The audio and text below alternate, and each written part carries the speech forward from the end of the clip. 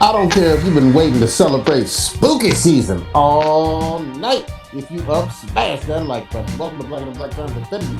I'm your host, Cthulhu Buddy, coming live and direct from the Beast to Smoke Me Out Fan with all that dang shit on my left.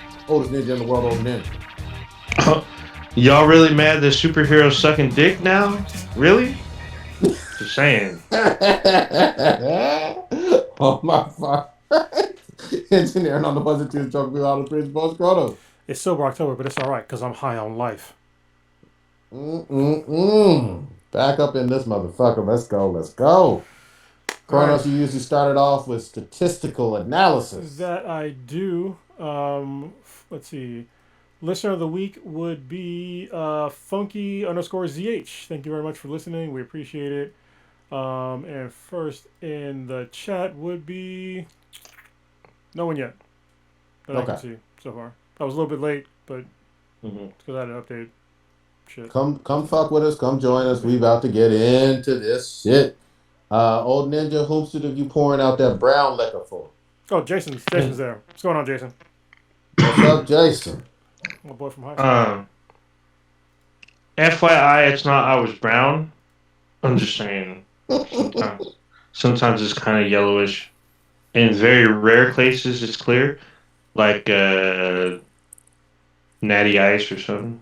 But this we were pouring out some Colt 40, Colt 45.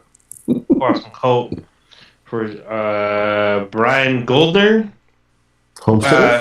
He's the CEO of Hasbro and Hasbro Entertainment. He was the American Toy and Media Company.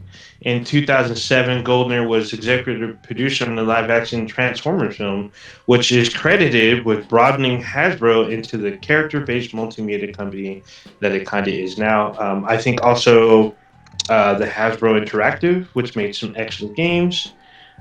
He was also producer on the G.I. Joe The Rise of Cobra film and the Transformers sequel. In 2020, he announced that he had cancer and was undergoing treatment. He took an immediate leave of absence as CEO of Hasbro for medical reasons on October 10th of 2021, and 2 days later, he passed away on October 12th. He was 58. Damn, did he... Really young. Did he, so he was a big part of some of the big Hasbro toy and gaming line? He was there... Only from, like, 2005, I believe. Okay. So, like, when they started doing movies, he's a part of that stuff. Because he joined... When did he join? So, he was part of Hasbro Tiger Electronics in 2000. But he got let go, and then he went... went to Bandai, and then he came back, and then he came back as Chief Operating Officer in 2008. But he was part of the company in 2003, so there you go. So he's fairly, I guess, more recent, not the 80s stuff. He wasn't part of it, because in the 80s, they were doing some shady shit. Believe it or not. Hasbro did some fucked up shit, especially when it came to Japanese toys and properties, so... Just saying. All right, who else? But that's all I got so far. Okay. God damn, I thought you had like a couple on that list, but whatever. No, I had one on this list. I was like kind of searching, but some of the people, I guess there's anniversaries of other people passing away, like Vanessa Redgrave and stuff, but nobody that I saw like recent. Of course, I got fooled again. I was on Twitter and I saw Betty White trending, and I was like, "You better not!" But everybody was wishing her happy birthday and shit for being 99 years old and still awesome. So she's 99. Damn. Yeah, I know. I mean, if Betty White died, like it would be on the news. It would have been everywhere. Everywhere would have been talking about it. Yep. Would have been crying, been in the streets yelling out "No!" like Vader. It's been all bad. All right, man. Let's get into it. You want to talk about the DC big news first, or? Yeah, I guess I'll talk about it. I think I'm the only person here that actually reads the comics. So. Which one? Oh, we'll set it. Which DC was it? Which DC one are you talking about? There's a couple of DC. You talking about Super? Yeah, we're talking about Superman. It is Superman. No, it is Superman, the son of Kal-El. Okay. That's his comic. Yeah, that's the comic name. So yeah, once again, the media has just screwed up totally disrespected comic books once again by just spoiling the crap out of a comic book well before it came out. So it's a comic book that I actually read. And first of all, they disrespected the readers by spoiling it. It'd be like literally telling you what happened in the next episode of a TV show, like a week before it came out. And I was just like, what the hell? Like, it was kind of going that way anyway in the comics. So I kind of wanted the writers to like write their story so I could see where it was going. And they also, with the headlines, the media just totally screwed up the headlines on this on purpose to rile up people. They said that Superman came out as gay. Technically, it's sort of correct, but no, it's not. Because if you say Superman comes out as bi, everybody thinks you're talking about Clark Kent Kal-El, not his son Jonathan. So his son Jonathan is the one who comes out as bi in the issue that just dropped today. But the media reported on it like last week. So I was pretty disappointed and pissed off that they did that. And then, of course, all the typical homophobic and, right-wing backlash of, oh, my Superman's not gay, blah, blah. Don't worry, your white savior's still okay. All right? He's still fine. There's another story there, too, where he leaves the planet, but they didn't talk about that at all. That's, like, actually the kind of more important story. But, and his son is taking over the mantle of Superman while he's gone. So that's why I said technically they're right, but when you say Superman, everybody thinks of Kal-El, not Jonathan.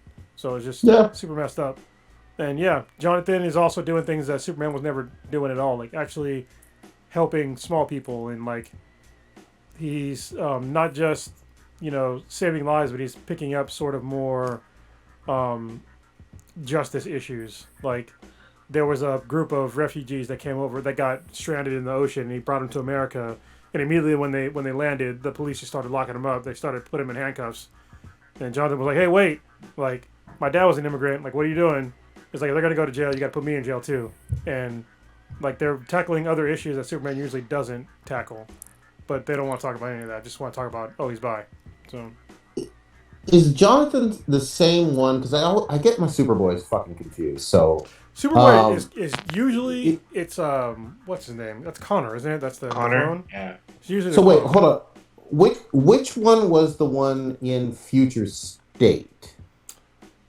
So that's technically, there's two Superboys, I guess, because they had Future State. I think he was Superboy as well, but he was a little bit younger. Now he just graduated high school, I think, in this comic. Well, and that was not Connor. I'm sorry. No, that was definitely Jonathan. Okay. Yeah. Because then I read that one, and I like what they had. I like what they had going on, but yeah, I don't read this Superboy. I read Superman. Well, technically, it's Superman comic. Mm-hmm. But it's not the action comics though. No, but it's also it's because Jonathan is supposed to take over as Superman, which they've been talking about for a while now. Like Jonathan taking over the mantle of Superman, even in Future State.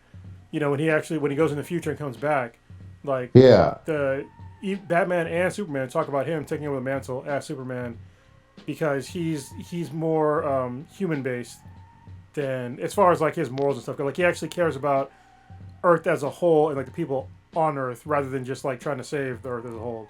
Like, but was this? I'm sorry, I'm still confused. Is this still? This is not the one that's like half Lex though. No, this is definitely the son of with Clark the son of Lois and Clark. Lois. Yeah. Okay, all right. Yeah, I'm gonna Heart Lex one. That's Connor. Yeah, that's Connor. Like I said, I get my Superboys confused. I still don't, and I know it's canon. I know they've changed it a million years ago, and this is kind of off topic, but I still don't necessarily like the whole idea of Superman, a fucking alien, being able to reproduce with a Earth human, like just fucking easily. Like for decades and decades, that was not the case. Yeah. That was completely impossible, and they wrote it as like impossible because of DNA and dip mixing, and you can't do it. They could fuck, but they couldn't reproduce. And then all of a sudden they said, nope, that didn't happen. But that's neither here nor there. Yeah, DC can do what they want. I mean, depending on what you're reading, I mean, he has two kids with Wonder Woman. So, yeah. I mean, and she's not human either.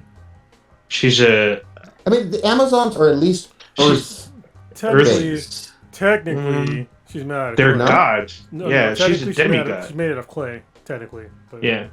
But then they changed that even. Like, Well, they Yeah, did that for she's the PlayStation son. 2 for a She's while. the daughter. She's either made of clay or she's the daughter of Zeus. Yeah. So I thought the well, because I read Wonder Woman pretty consistently.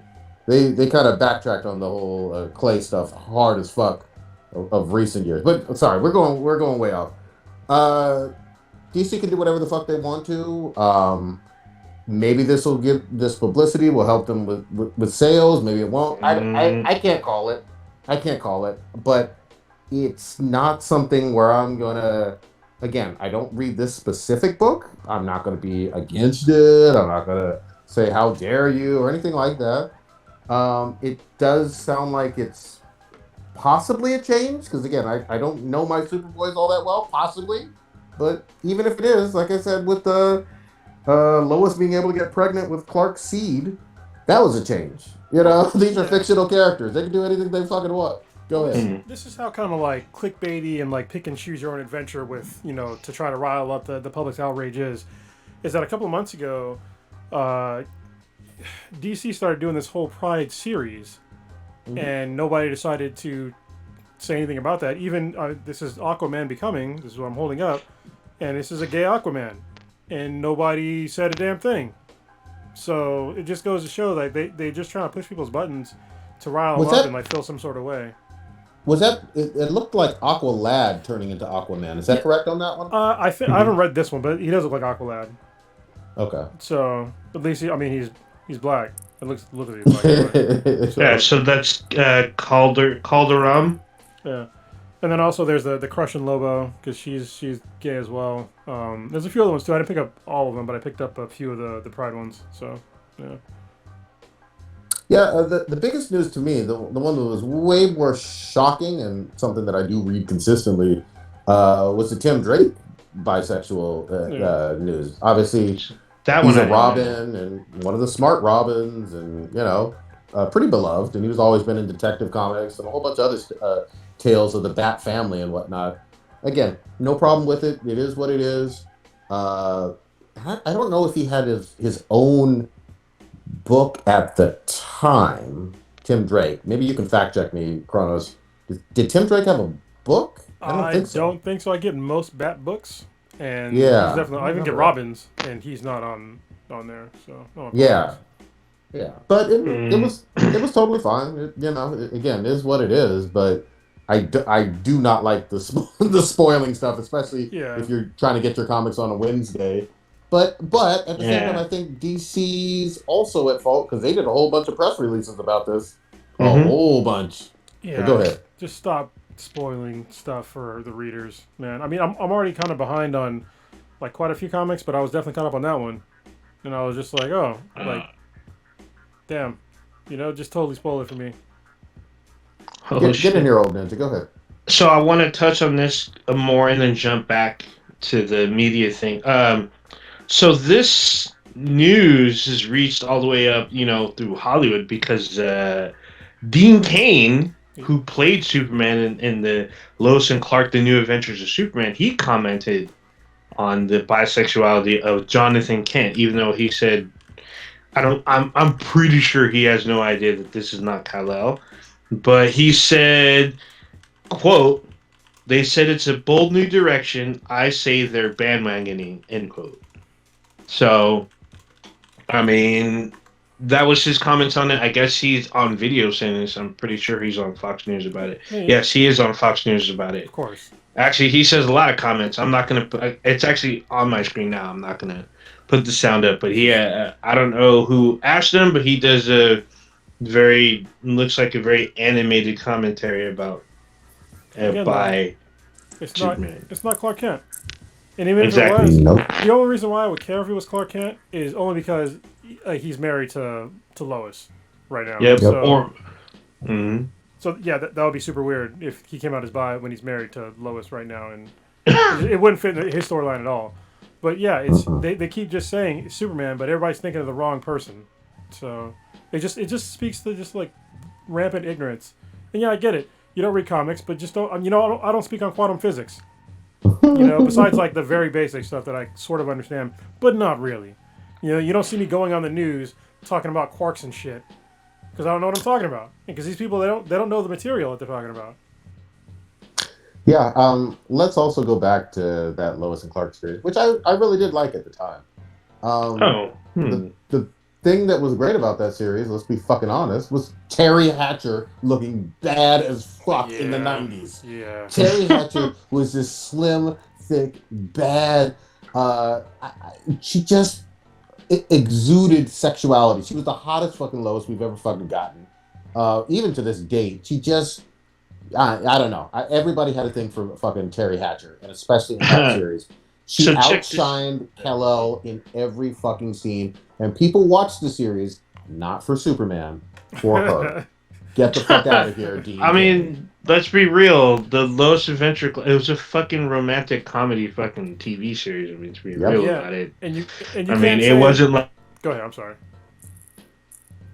Go ahead, Curtis. I was gonna say you can't say don't sexualize Superman because there's like plenty of sexual shit in that show. They like got to put shirts off, making out, all this stuff. So it's like, get out of here, man. You know what you're talking about. Just stop. Yeah. So as if he's some Superman expert.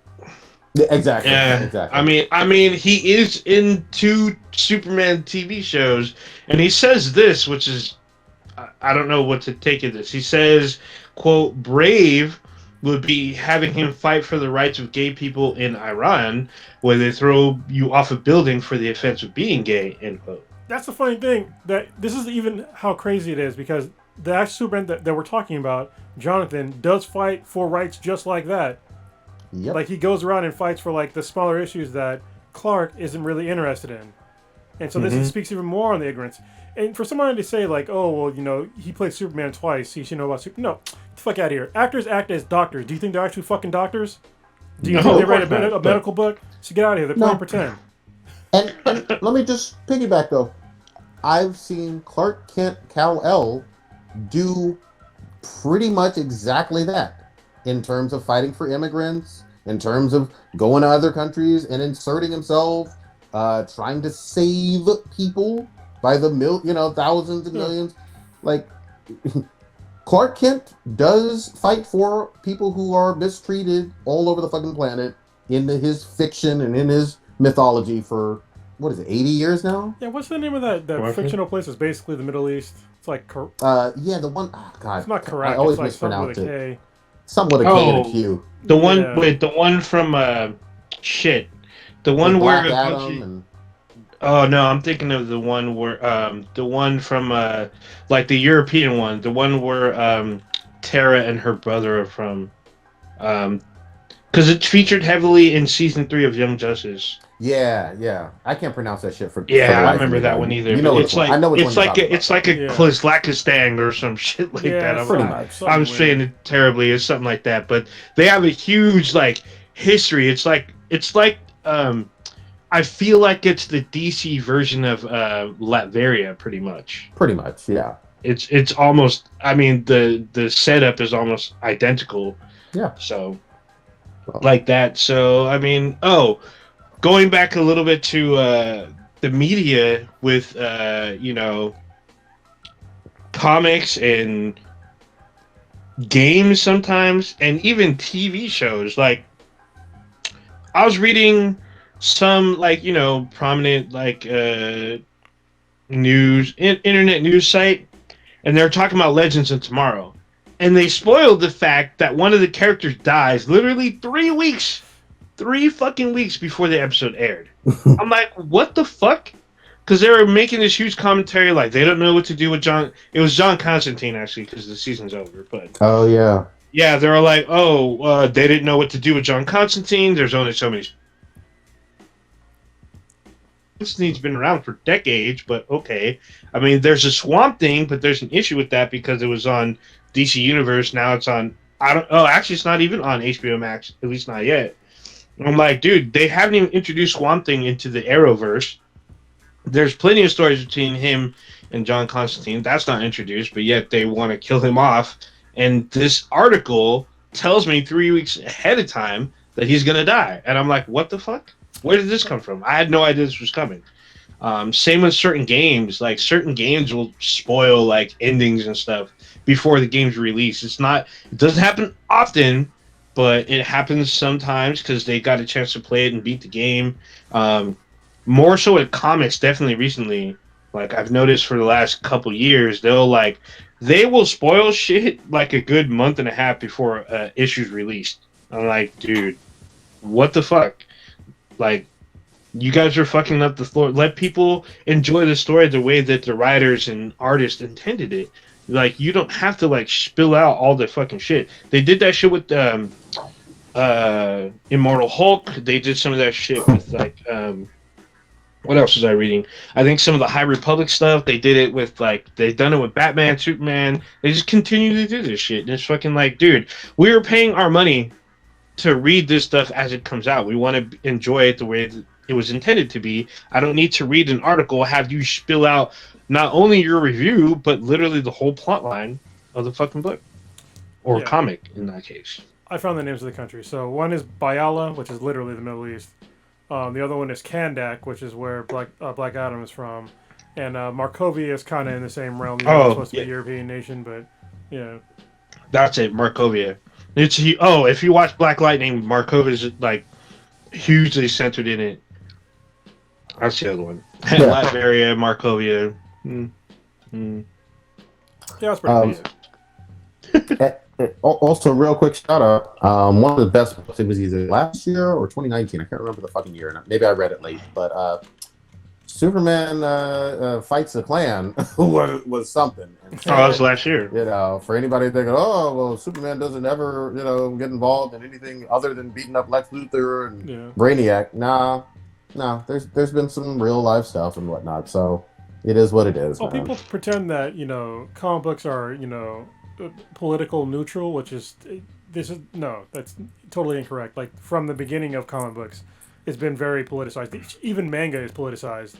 I mean, it came from during shortly after World War II, it was super politicized.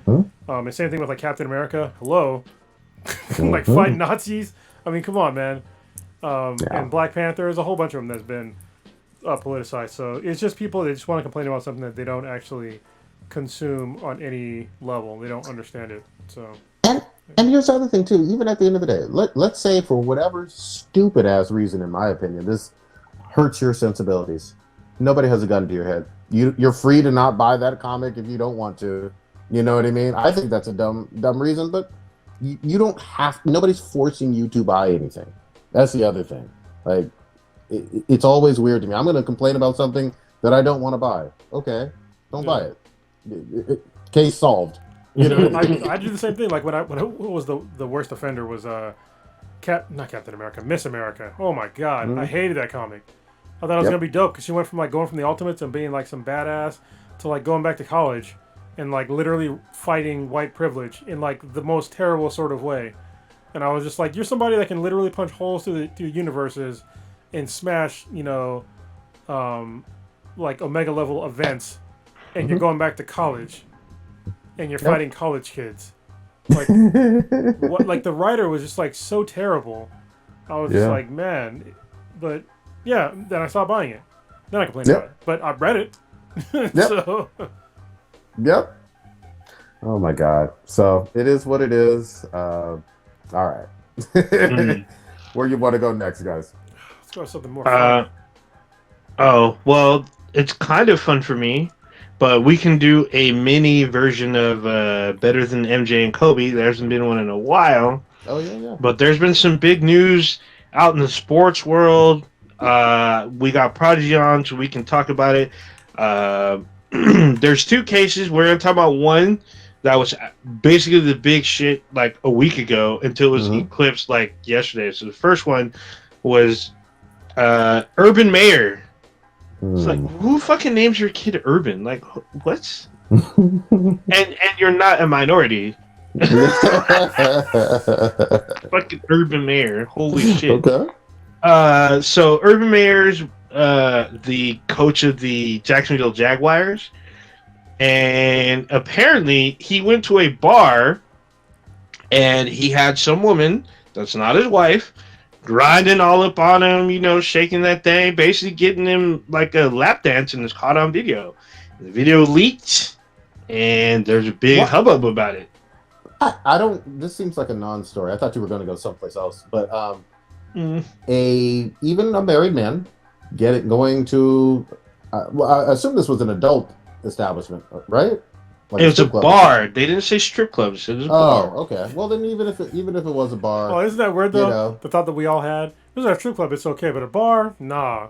Yeah. even at a fucking bar, you got to realize, because he came from the world of college football, but now he's an NFL coach. But he no matter what, big ass celebrity. He probably is somebody who's not all that faithful to his fucking wife, but that ain't my fucking business. You know what I mean?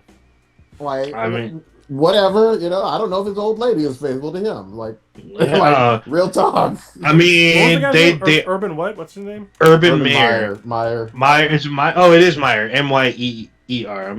Apologies. Urban Meyer. He gave his apologies. He was embarrassed and all this other stuff. But at the end of the day, they came for his wife. They were coming for his wife, and so she instead of issue. Well, I mean. People were like, "Are you gonna stand by your man and all this shit?" So she left Twitter. Was he getting his fucking dick sucked on camera though? Like, what the fuck? Apparently not, but I mean, she stands by her husband, and she just said, "Oh, instead, I know my husband, and all these people keep coming at me, so I'm going to leave Twitter. Thank you for everybody." Ooh, I'm like, oh, okay. Are you gonna leave Twitter? I guess you're gonna stand by him. You're not gonna divorce him. Apparently, I haven't seen the video, so I don't know how bad it is. Maybe it's just really salacious. I don't know. But that was the big news of last week because people thought he was going to get fired. That was the thing. How are you going to get fired? Really? That's going over the top to me. Yeah. So I mean, that was the big news. But then more shit happened, big time. This was Monday during Monday Night Football. All this shit was going on. Prodigy, this used to be your team. Yeah. Well, hold on. Before you go there, though, hold on one quick second. I know you want to go to Gruden, and I do have words on that one. But I thought you were going for the first story, because the Urban Meyer story isn't a big deal to me. I thought you were going to talk about Kyrie Irving. I don't care about no Kyrie. To me, Kyrie is just like on like some kind of joke shit. Like, I can't take this dude seriously. Like, I don't know what's going on. It's not just him, too. Like, oh, I'm not going to get vaccinated. Then if you don't get vaccinated, you're just probably not going to play at home, I guess. You're messing with your money. I don't really care. Go take your boat off the flat earth and fall off the edge. I don't know. I stopped caring about him like years ago. So if you want to speak on Kyrie, go ahead. Yeah, I mean, really quickly, and there's quite a few players that are like this. But exactly. That's why I'm like, whatever. Imagine being so ridiculous that you would put on hold tens of millions of dollars just because you don't want to get a shot. And you have to get shots, have surgery, have cold treatment, heat treatment, all this stuff. Regular vitamin. You got to do a ton of stuff. And I'm talking about mandated just to be playing at a high level in the NBA. And he just seems like a big ass fucking troll on a team that's a championship contender. And he's just like, you know what? I'm not getting my shot. Fuck y'all. And so he ain't fucking playing. And I find it just ridiculous. And he's supported by plenty of other anti-vaxxing idiots. So, well, he's supported by other players that are anti-vaxxers. No other people. That too. There was one. I forgot what team he was on the Warriors. This dude from the Warriors. But he took the shot though. He took the shot, but he was on that level with Kyrie. And to me, people that support Kyrie are like, oh, I support a player who believes in his freedoms, and I support a player that believes in his rights, and blah, blah, blah. No, they I'm don't. like, whatever. They just support Kaepernick, so get out of here. Nope. I'm like, exactly. So I'm just like, you know what? Kyrie can say whatever he wants. He's got millions in the bank already. Yep. If he doesn't want to do it, then don't let him do it. And he knows the consequences. He's not going to play. Then don't play. And now they modified it to where he can play in other people's stadiums, but he can't play at home. I'm like, whatever. Kyrie's kind of on this level where what's going to happen with this clown show? It's like tuning into Pee Wee's Playhouse NBA edition.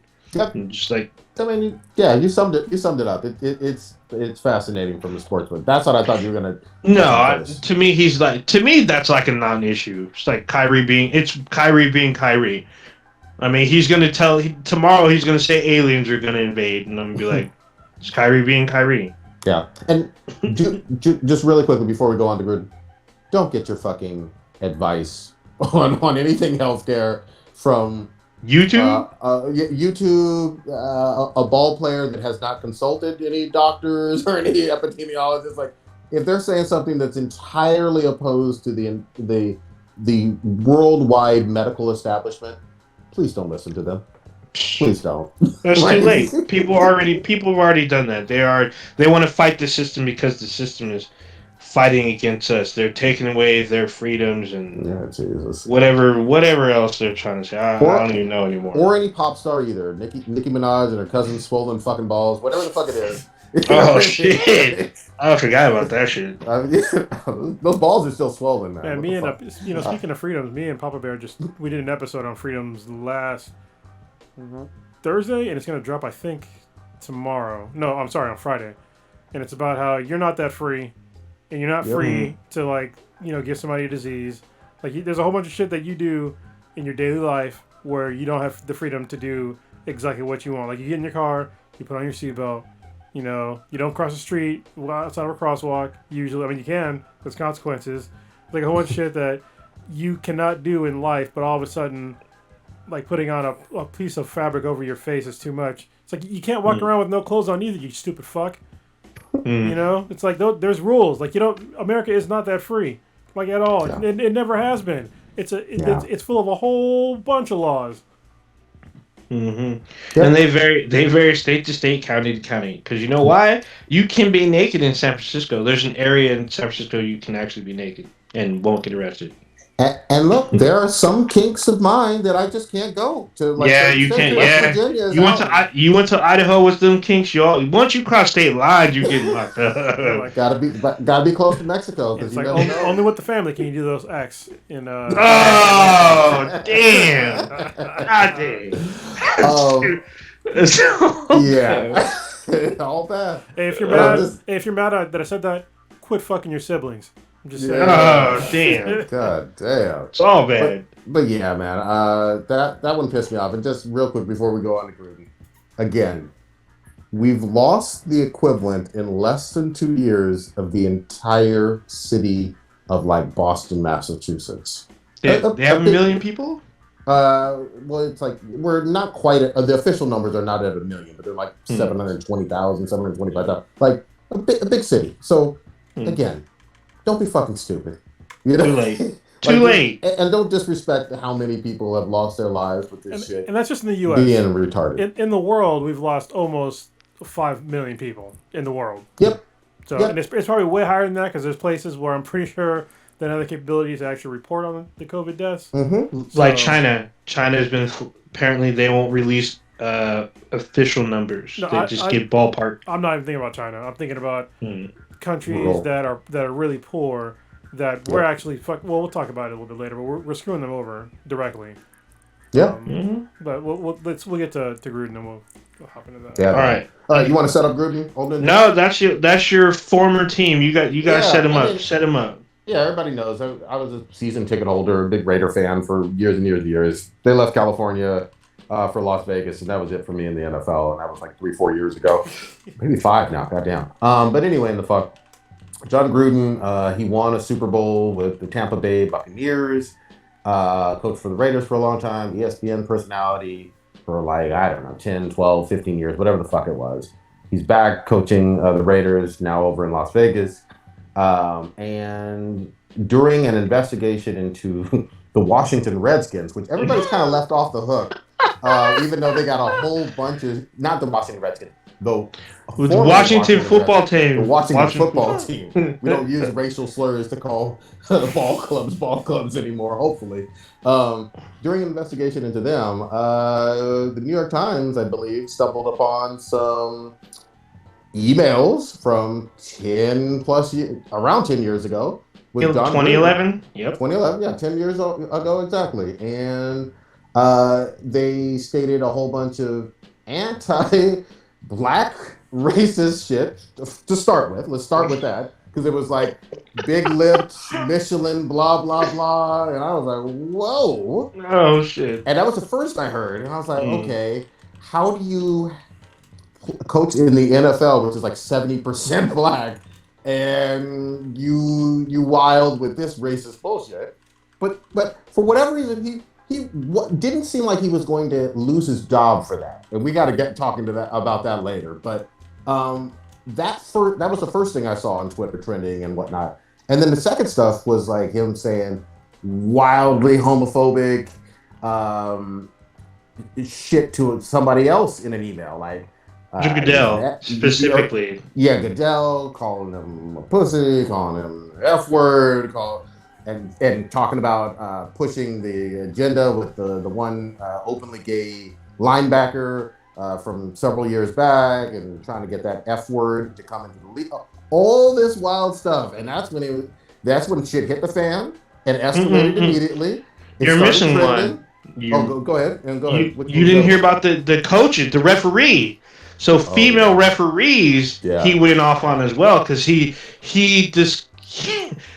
mentioned his quote unquote displeasure of female referees refereeing a bunch of guys and his boys in the league. On top of, he was sending pictures of cheerleaders to the president of the Washington football team back in like the late 20-teens. Like you can't get them anywhere? Like, that's weird. But he was sending, I guess, from what I read, they were topless. Like, I guess he had gotten photos of them. Me and Carlos had the same look on our face. Like, he had gotten pictures of them where some of them were topless, and he had taken pictures of different cheerleaders and emailing them to the president of the Washington football team.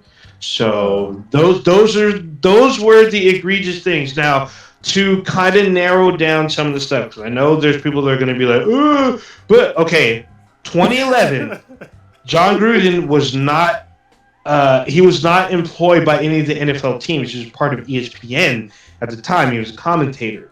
So those emails that they were uncovered then, people were like, well, can they really get him on that? Even though it's not a good look, is he going to get fired? So then, as these other comments came up, because the whole comment about the Michelin body lips was against the ninjas. Oh man! All right, he was yeah. All right, you got to say what you said. Rewind like 10 seconds. Oh, so the Michelin Man comments. Mm-hmm. So those were against the NFL union's president, who is African American. So in those emails to the president of the Washington football team, he was talking about him and not caring about the players and whatnot. So these emails were coming out at different times. So when he was a coach of the Las Vegas Raiders, he was employed by the NFL. So these emails have been found through 2011 all the way up to 2018. These are the last ones that New York Times uncovered. So he had also talked about the Black Lives Matter movement, and he had said some disparaging stuff, I guess, about Colin Kaepernick. So everybody got something to say about Cap. Yeah. So what's funny to me is all of this shit is happening Monday night during Monday Night Football, and all of this shit keeps flowing out, and everyone's like, "Oh, he didn't deserve to get fired," and the NFL soft. I mean, this is stuff. He didn't get fired. He quit. He issued a statement, said he gave his resignation to Mark Davis. Mark Davis tweeted out that he has accepted the resignation, and thus far they have parted ways. So he quit. He didn't get fired. Everyone's talking about he deserved to get fired. Blah blah blah. He quit. He said he quit before this became a huge fiasco, even though it already was. Way too late. And that's where we are now. So, real quick, what I think is kind of funny is something you mentioned on Ninja, is that people were saying that it was before he was a head coach again. But it's like, okay, could you imagine writing scathing emails about your future boss, calling him the F word and all this stuff, and then working for them, and then expecting him to find out and then there to not be any backlash? Like, could you imagine that? Like, think of you as an actual employee, and you was talking all kinds of shit about your boss, and then they found those emails. Would you expect to still be employed? If your answer is yes, you're a moron.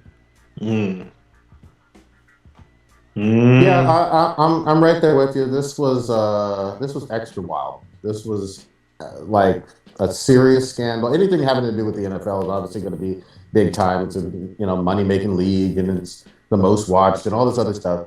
But at the same time, like again, he felt very comfortable not saying this off camera and like at a bar to somebody whispering in their ear. No, he was sending this electronically, bold as fuck, while still employed in, even if it was just with ESPN versus being an NFL coach. Like ESPN's a big time fucking network. He's a huge anchor, you know what I mean, on covering football. He was a public personality. And he knew that nobody was going to fucking blow the whistle. So imagine just the things that he says and does, not electronically, not in email. And then the other thing I'm going to really quickly say is this whole aspect of you can say the most offensive. I'm going to stick with the racial element because there's a whole lot of other stuff going on here too. But this racist shit, and then like throw up your hands and say, well, I don't have a racist bone in my body. Fuck you. Like, the fuck? We're not fucking retarded. You know what I mean? You saying racist shit, but you want to pass and don't want anybody to call you racist. That's not how the fucking world works. It still amazes me when white people use the excuse of, I'm not racist, after doing something that's seriously racist. Exactly. Like, how does that... How is that... It's like me punching somebody in the face and be like, I'm not violent. Like exactly. Yeah, exactly. But my thing is, like, you don't get to say that after we've seen your actions and your fucking behavior. You know what I mean? And there were on multiple occasions over the course of 7 years. Yeah, and we'll get to the homophobic and other stuff, but I'm specifically first talking about the thing that came out initially, which was blatantly racist. And he should have felt the pressure to resign then, in my opinion. Because it was just like, what the fuck do you mean you're going to say racist stuff against the Players Association folks? And then you had NFL former players like, I think it was Randy Moss and some other folks crying, talking about forgiveness and hugging and whatever. Get the fuck out of here to you too. You're like, you know what I mean? You don't represent everybody either. Like, I'm going to feel that this person is extremely racist and felt bold enough and empowered enough to put it in an email. So, dude, on not his personal machine, company machine. Yeah, that's an important fucking point. At a company email, like company equipment. Yeah. It's like, I'm going to sit up at my desk and be like, fuck these N-words, fuck these F-words. Send. Right? Send again. Oh, yeah. Hold on. CC Bill Belichick. Send. And then with like the homophobic stuff, it's like, whoa. So I forgot. Did the Oakland Raiders had a gay player? Did they not? They got the guy from Tampa. I can't remember his name. I've been reading his name like over and over again. Now I can't think of it. But he was on Oakland for a minute. But he was also at Tampa Bay, and I don't know if he's still in the league anymore. I don't think he is, but he played for multiple teams. So, but here's the thing: how are you? You're a multi-millionaire. Like you've made hundreds of millions of dollars over your coaching and analyst fucking career and whatnot. How are you this fucking afraid, intimidated, weirded out, or whatever? So what? So and so's gay. Big fucking deal. How does that affect you in any goddamn way? But you just angry and nasty and like yelling and cursing and trying to tell people that this person is F word that and all. None of it makes you look, first of all, intelligent or like a rational human fucking being. It just doesn't. And then the other thing, again, going back to the whole making racist comments and not wanting to be called racist, you make homophobic comments in a 2021 time period, in the modern era, because I know that There were many people who said a lot of things, 80s, 90s, and early 2000s. I get it. But you make those comments, people are going to call you homophobic, and you're going to have to fucking deal with that. Yeah, he basically Giuliani'd himself because he was a pretty beloved coach before this incident. Like, even though he doesn't have a winning season, I don't think, like right now, but he was still a beloved coach. You know, when he came back to coach for the Raiders, everybody was like, yeah. But, he Giuliani'd himself. So. Yeah. I missed the whole part of you sending topless cheerleaders. What the entire fucking fuck? Those are technically employees of the NFL. Yeah, or of an NFL team. What the entire fuck? Even if they're not employed with, even if they were, or even if they're not, or whatever, they're still a affiliate of the NFL regardless. And he was sending these emails to a president who is probably more so racist, in my opinion. I don't want to go too far. Because this guy's a big piece of shit too. I don't want to go too far with the cheerleader thing, because I don't know if it was like the actual cheerleaders that were employed by. I don't know if it was like some creepy circumstances or just them trading, like some porn pictures. Because it's not like anybody else does that in a group. Just saying. Sure. Here's the thing. I'm gonna again. I can't give him the benefit of the doubt, but if he's already fucked anyway, so yeah. But if these were photos that the women didn't consent to, that's all bad, and we all know that. And no matter what the fuck are you either sending or receiving pictures of female either affiliates or employees with or without consent? Like. Yeah. None of that's a good fucking look out on a work computer. If that's the situation, then 100%. Yeah, like, like, yeah. You know goddamn better. And here's the other thing too. Like, he's not some 90-year-old dinosaur. Like he's a relatively young guy in terms of like 40s, 50s, or whatever. But he knows better. He just fucking got caught. And the other thing is, don't talk to me. Oh, cancel culture, this and all. He quit because the fucking heat was on him and he was exposed for shit and he got embarrassed and he embarrassed the team and himself and he didn't want that spotlight. He didn't want that smoke. Okay. So that's on him. So I'm going to clarify a little bit more about the cheerleaders. So you know how so you know how each team, their cheerleaders do something every team does it. They all do a calendar. So apparently, from the calendar, there are discarded photos. Some of them are of the women being topless that are not used in the calendar. Where Gruden had some, and he had sent. So it was from the Washington football team's cheerleaders from the past. So he had a past swimsuit photo shoot video, which was passed from him to the general manager, Bruce Allen, of the Washington football team now. So that is where... And so these cheerleaders are demanding like the full data breach or the full data findings. You know damn well any ethical photographer is supposed to be deleting those photos because they're not part of the photo set. And you know goddamn well that then in that scenario, if it is like old Ninja just said, then they didn't consent to them pictures being shared all over the fuck. So this guy's a scumbag all the way around with racist shit, homophobic shit, some downright prodigy revenge porn almost. So we all know photographers, a lot of them share.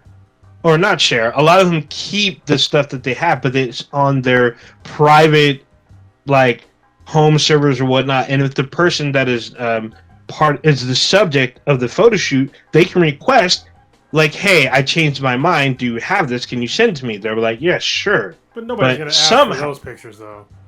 No, but somehow Gruden either was on the photo shoot, or he got his hands on them.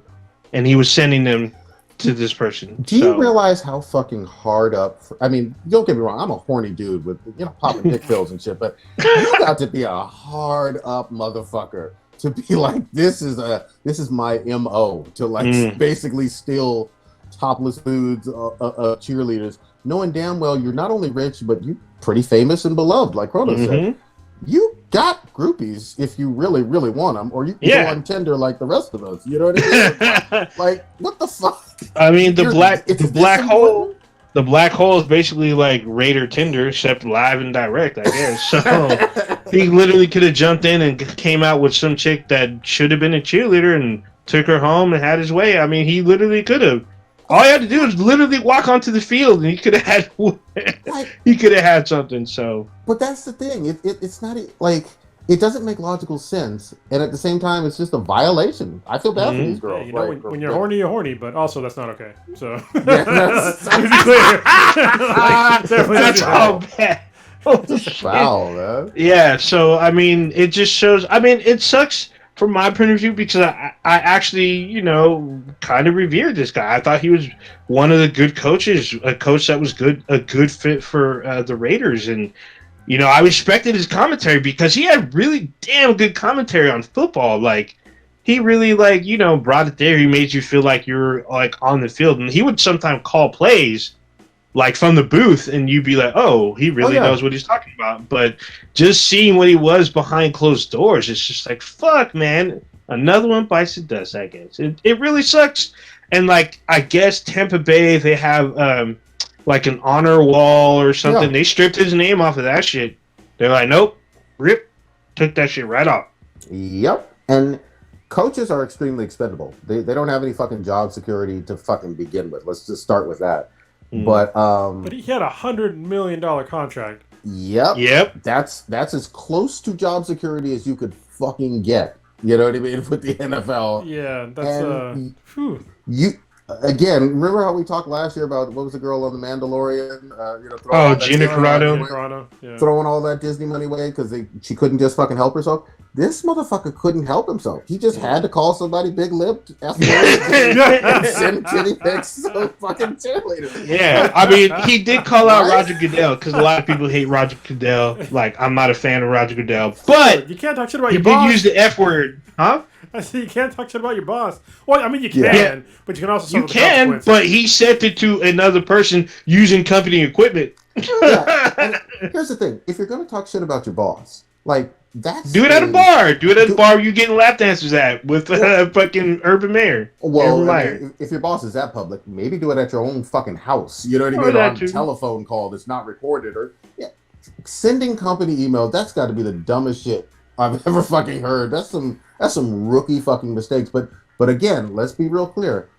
He felt bold and empowered to do this, and the fact that it wasn't caught for 10 fucking years means that he pretty much got away with it. Like up until right now, he got away with this shit. It's just new shit. It's fucked up because it was a separate investigation into the Washington football team that drudged up these findings and got him caught up.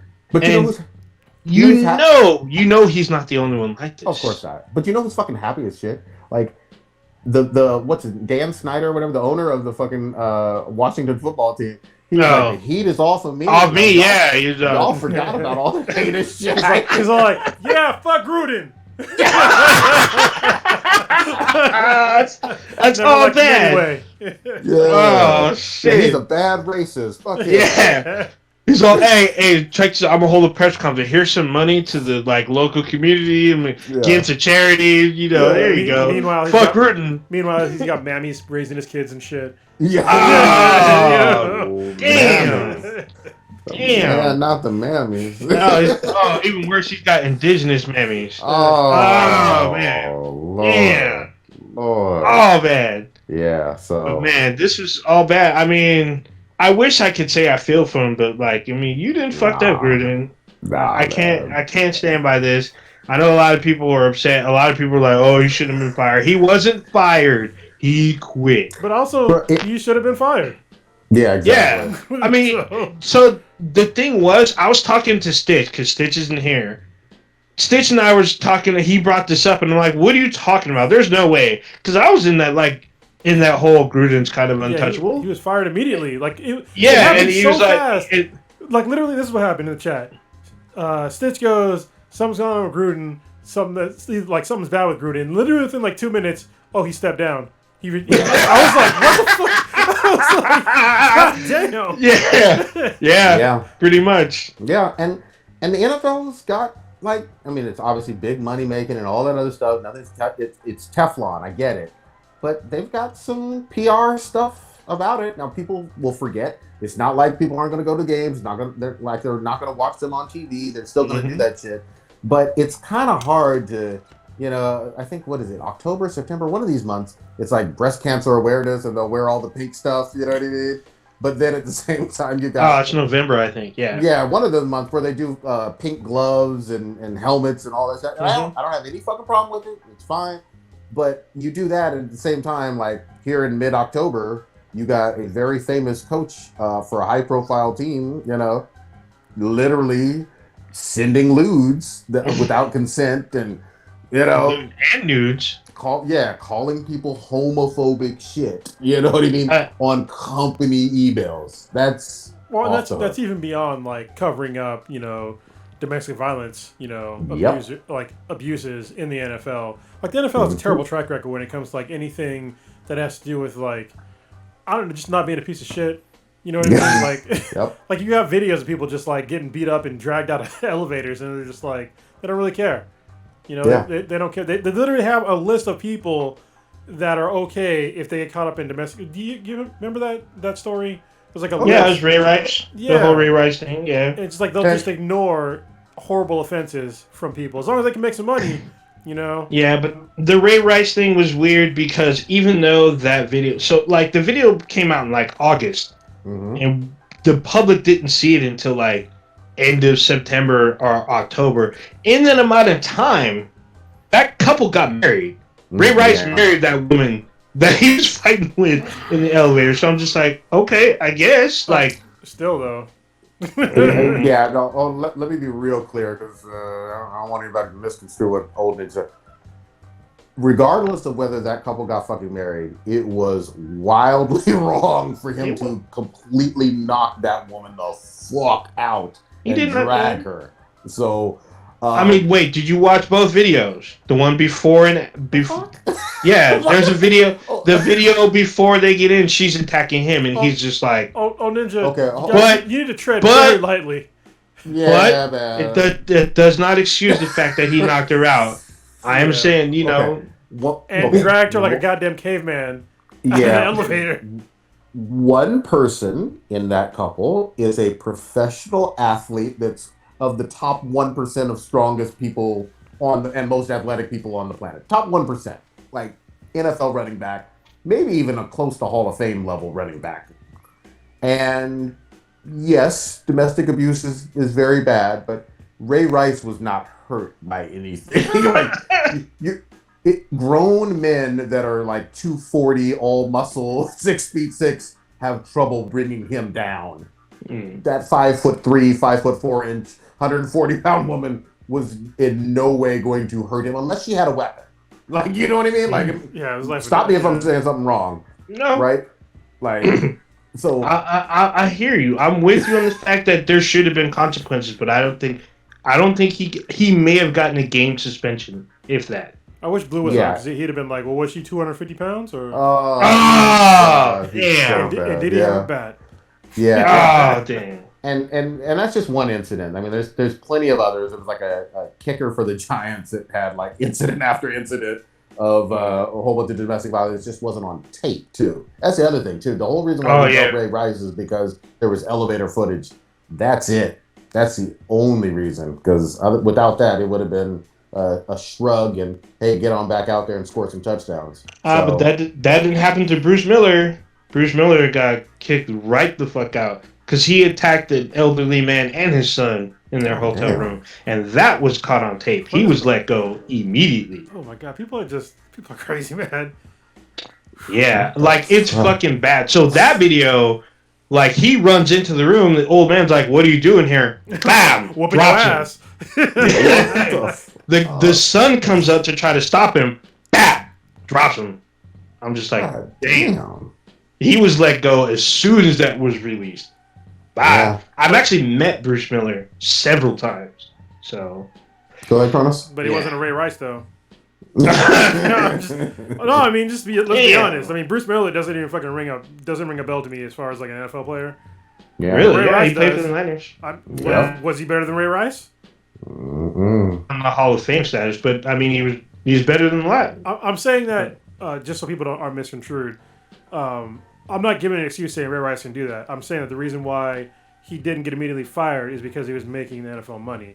And Bruce Miller wasn't on Ray Rice's level as far as like the money making potential for the NFL. So it just comes down to just rampant greed, and they'll just put women's lives on the line and just other people's lives on the line, even the NFL players' lives on the line, in the pursuit of greed. Like they'll cover up rampant CTE, like brain injuries, and this is probably like part of the problem that they're having with some of these players is that they're fucking literally brain damaged and they're not getting any help about it. But it doesn't give like a total excuse. But I mean, they should definitely do something more about that. But they're not because they don't really care. They just want the money. Yep.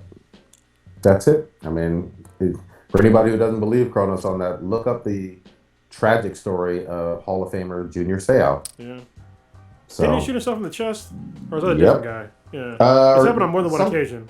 Yeah, some kind of suicide. But I mean, he wasn't the same person. He never was the same after playing and taking those hits. Yeah. So well, the reason why I said shot himself in the chest is because there was one. I think it was Junior Seau. Might have been a different guy who shot himself in the chest, and he had a suicide note that said, "Please study my brain because there's something wrong." Yeah.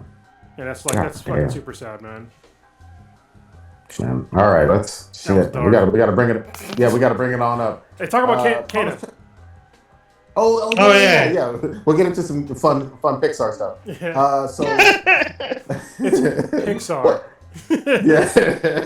It looks like Pixar. Yeah, quote unquote. Yeah. So shout out to Ember Labs. I still would love to do an interview. I'm still trying to see if we can get an interview with them. But Kronos talked about it a lot a week or two ago. I finally picked up Kana. I still want to pronounce it Kina because of my black ass lisp and the fact that it was spelled that way. And the fact that I've wanted to say Kina Bridge of Spirits for all this time, but Kana is how it's pronounced. I picked up the game. Oh my God, you're absolutely right. It looks fucking gorgeous on the screen. It's all full of color and life and whimsical and bullshit.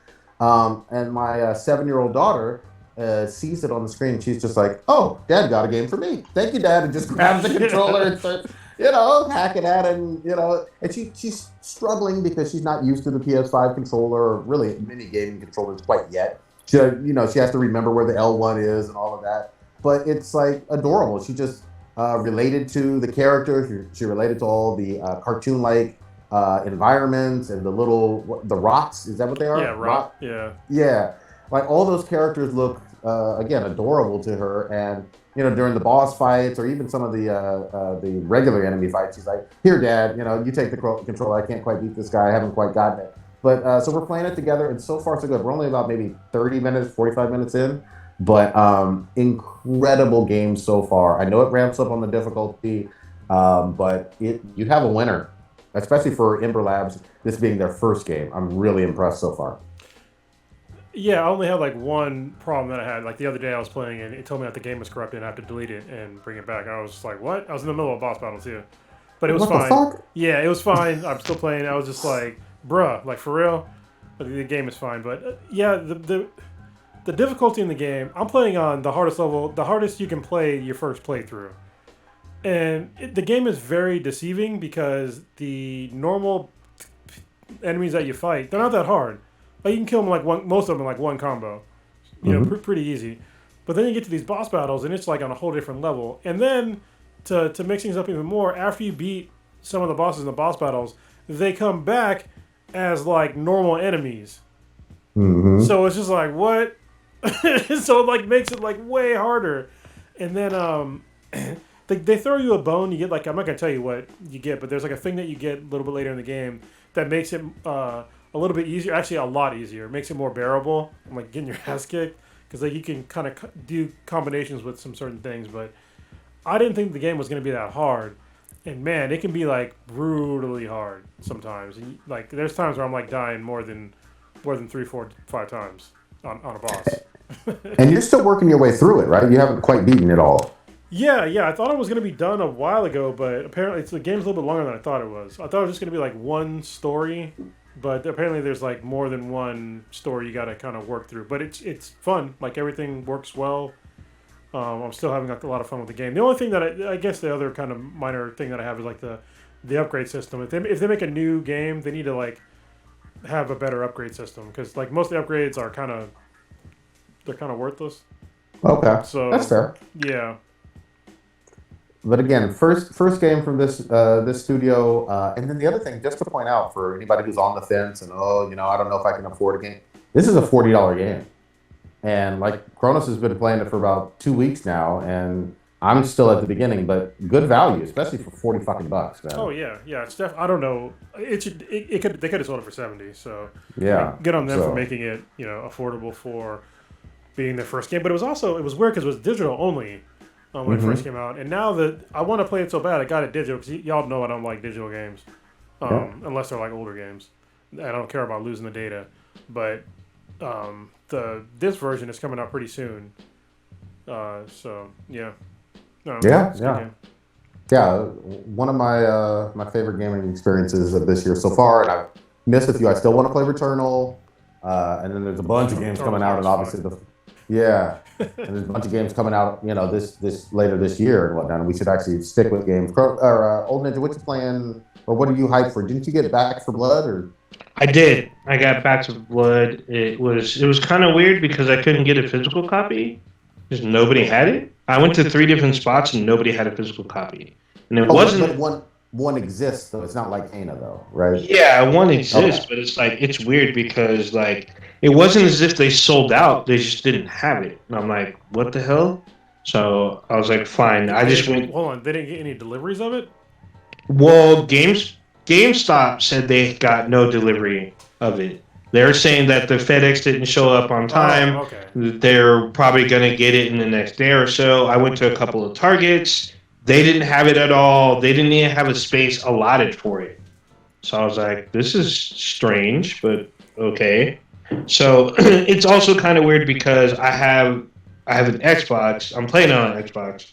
And if you have Game Pass, it's already available on Game Pass, but I do not have Game Pass. I just have the gold subscription, You're worth the which means I just got it because it was cheaper. So Wait, sorry, you timed out a little bit. Isn't the whole point of fucking, and I'm not a big Xbox guy, but the whole point of Game Pass is that it's a good value for how many games you get to play, right? yeah, it is a good value. But if you want to still play online at a cheap. God damn, you timing out. Am I timing out? Oh, Yeah, this go might ahead. be. Hang on. All right, this might be doing it. All right. Turn off all that porn in the background. It's mainly because if you want to play online, you want cheaper value. Then it's like $60 to be online with just gold, versus Game Pass is like $120. Well, that was $100, but even if it's $120, how much does Back for Blood cost? It was $60. It was a So $60 game. You would have, and yeah, with one game, it would have paid itself back. Yeah, That's a but value, old ninja. I realize that. My subscription doesn't end until like mid 2022, so You can't just update it and like buy the. I have to wait. Already, you can consolidate. They have like a program to consolidate, but because I bought mine, I can't do it yet. That's what I'm just saying. You have a limited time. You can only do up to like 3 months and change it to Game Pass. And I already got mine 12 months, like back in May. That is Are any you goddamn fucking sense. kidding? Are you Yeah, I fucking didn't- kidding me? No, not Like, kidding. I thought, again, yeah, Cronus is already fact checking us, but like, That doesn't sound right. like the whole point, I mean, again, I'm not the big Xbox guy, but the whole point of them promoting the fuck out of Game Pass is, like, if you sign up, you get all these fucking free games, basically, or not free, but you know. Yeah, that is the whole point of Game Pass, but I do not have Game Pass. I bought my subscription before they were doing their whole deal with Game Pass, and before anything good was even really on there, or games that I didn't previously own were on there. So, I just bought the game outright, whatever, fuck it. So I've been playing that, They fixed some of the stuff from the beta that was fucking up. So, I mean, it feels a little bit more difficult even on the recruit, which is the lowest setting, but it's been fucking fun playing through. And there's more characters, obviously, and playing through with people and like trying to like survive and whatnot. It's one of those games that mics should be required. I mean, they're not, but it's heavily encouraged that you have a mic to play with your squad. So, I haven't played through it. The campaigns or the acts are actually longer than I anticipated. So there's 4 acts in total. The first 3 are pretty long, especially if you have a shitty team. So, but it's been a lot of fun. It's really fast paced. I love shooting zombies. It's great. Yeah. So if you can, at least this is what the internet's saying. If you go to your payment settings or you go to your management link under your Xbox Live account. So if you go to your payment settings and then click on upgrade or cancel, you can go to the Ultimate, like the Game Pass Ultimate. There should be a drop down. Yeah, that's what I said. But you can only do it within a certain time, because when I went to do it, it was like, oh, they have like this weird dollar amount. Like they tell you you're going to lose part of your value because I was going to have to pay like $10 more to do like the little upgrade thing. Well, yeah, but and again, I was like, well, Ninja, I had just bought it though. But again, with one game, you would have saved the money. You recoup the cost. Plus, they have all those other games that you want and play. They have all these other games that I already own on there. Yeah, but literally, but where again though, with one game, you would have recouped your cost. A game that you knew you wanted to play. Cronus, how is it you and I are defending Xbox and explaining it to old Ninja? This is the fucking bizarro land. What the fuck? I plan on switching it up, but I'm just gonna wait till like my subscription ends, and then hopefully I was gonna wait till Black Friday when they drop the price to like $100 for 12 months instead of 120. So I'm gonna let this go, Cronus. You can keep trying with this motherfucker. I'm just saying, you could have got a free game, basically. Yeah. So you never buy the value pack whenever you're grocery shopping. Is that what? Yes. Like, now I'm gonna buy these pork chops individually. Fuck that. Who needs 5 when they can buy 5 individually? I want every single chicken wing sold to me one at a time. I want separate receipts for each chicken wing I buy. Don't try to cheat me. All right. We're done on Ninja. I'm sorry, but that's all good. I mean, it is what it is. So, all right, let's get into one other fun thing, man. Kronos, you've been mentioning in the chat a little bit. What's up with this Y the Last Man? Yeah, so I started watching Y the Last Man. It's on FX on Hulu. I don't know if it's on FX like in general. It says FX on Hulu, so I'm gonna assume that it's just on Hulu on FX, which is kind of weird. But I don't know because I have Hulu, so I don't know. Anyway, the show is really good. I actually picked up the comic years ago. I picked up the first trade years ago on the recommendation of Bunnyman, and it's a really good comic. But I only read the first trade, all right? And the first episode starts off kind of slow, and then the shit kind of hits the fan like quickly at the end, and then things start going really, really poorly. So the premise of the show is that...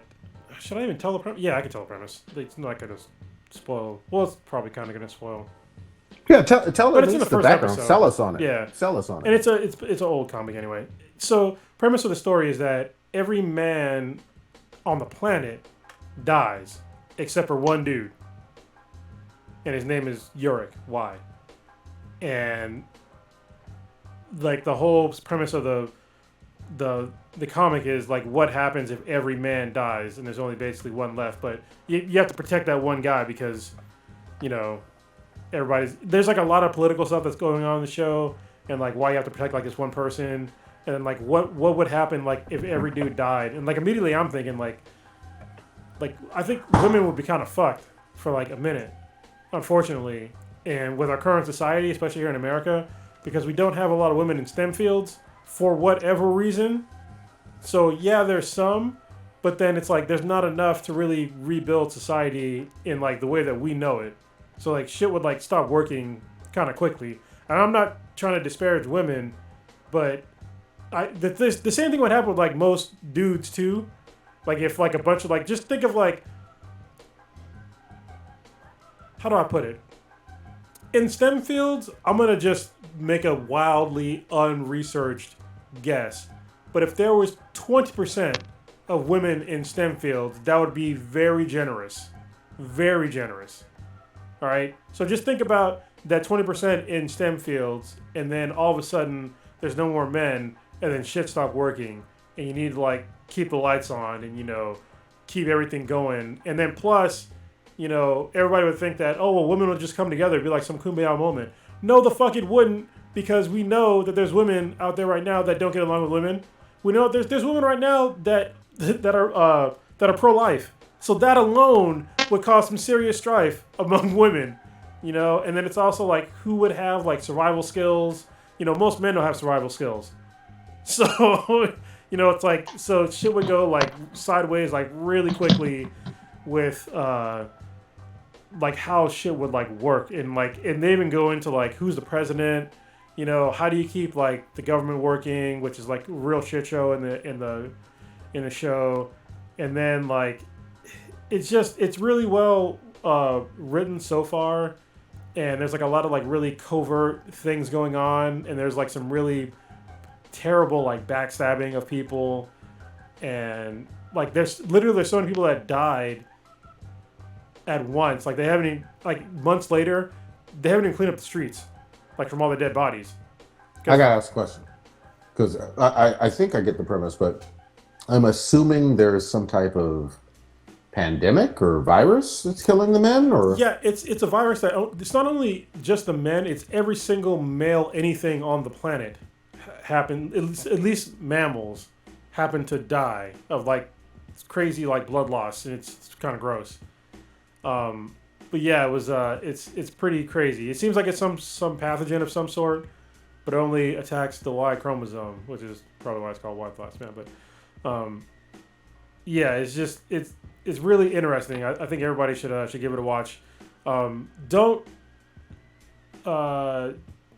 watch the whole first episode before passing judgment, because it kind of starts off kind of slow and sort of plotting, and there's like a point in the show where like something like really graphic happens. You know, like damn, that's messed up, and then a bunch of other stuff starts happening, and it's just like, oh man, like this is terrible, and then it just keeps getting more terrible.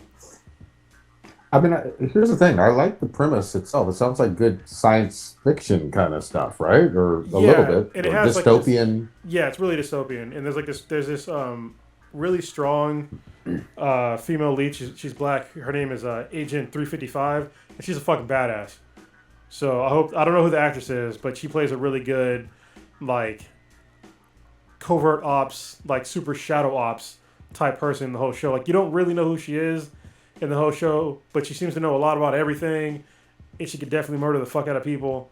So, yeah, it's really interesting. All right, I'm sold. You basically sold me. I'm gonna check out. And this is season 1, obviously. So this is one of those every week a new episode drops. Yeah, because it's on FX. On if you have Hulu, you have Hulu, right? I think so. Yeah. Okay, so yeah, give it a watch. How many episodes are in general in the first season? It's like 12, 24? Maybe 12. I don't know. I think there's up to number 8.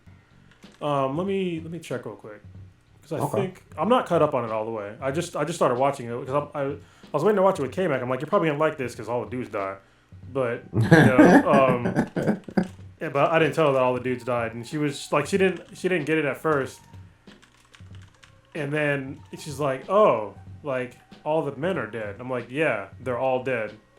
So damn. And then it comes like one other thing that was like really interesting is that there's trans men in it. So then it's just like it's super that's a whole other level of like what the fuck. Well, and I'm not trying to even go down this fucking rabbit hole, but if it's a chromosome like condition or pathogen or whatever, then if your chromosomes are XX or XY, then it really doesn't matter, I would assume. But I Yes. haven't watched the show. No, but the thing is though is that obviously the trans men survive when they have needs that other women don't, like testosterone. Yeah. And then like when women see the trans men, they think that they're men, and that's like a whole fucked up thing. You know what I mean?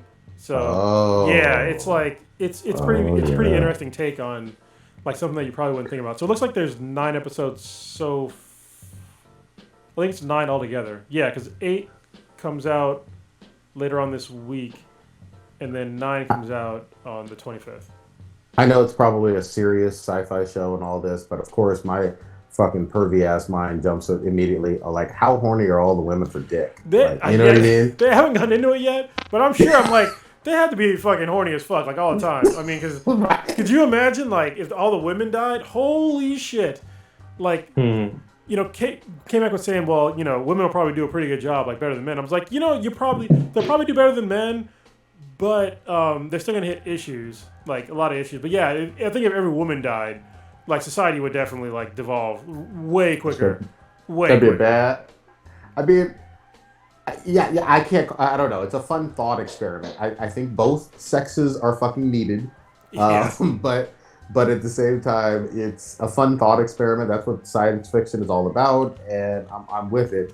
All I know is, look, women need, not all. Obviously, there's lesbians, but straight women need dick, and like, I'm sure there's some horniness going on. Just like if there were no women around, like it would turn into the prison, booty warrior style prison real quickly. Yeah, turn into all kind of prison. Well, it's like for me when I was thinking about it, like when you really think about like, the concept of like no men, it's like, and if some pathogen killed all of them, it's like women. Like I mean obviously we have like sperm banks and shit, but then I was thinking like, wouldn't they be scared to even like do that? Because what if they what if you had a boy and the boy just died like immediately, like in the womb, from some crazy pathogen, you know? Yep.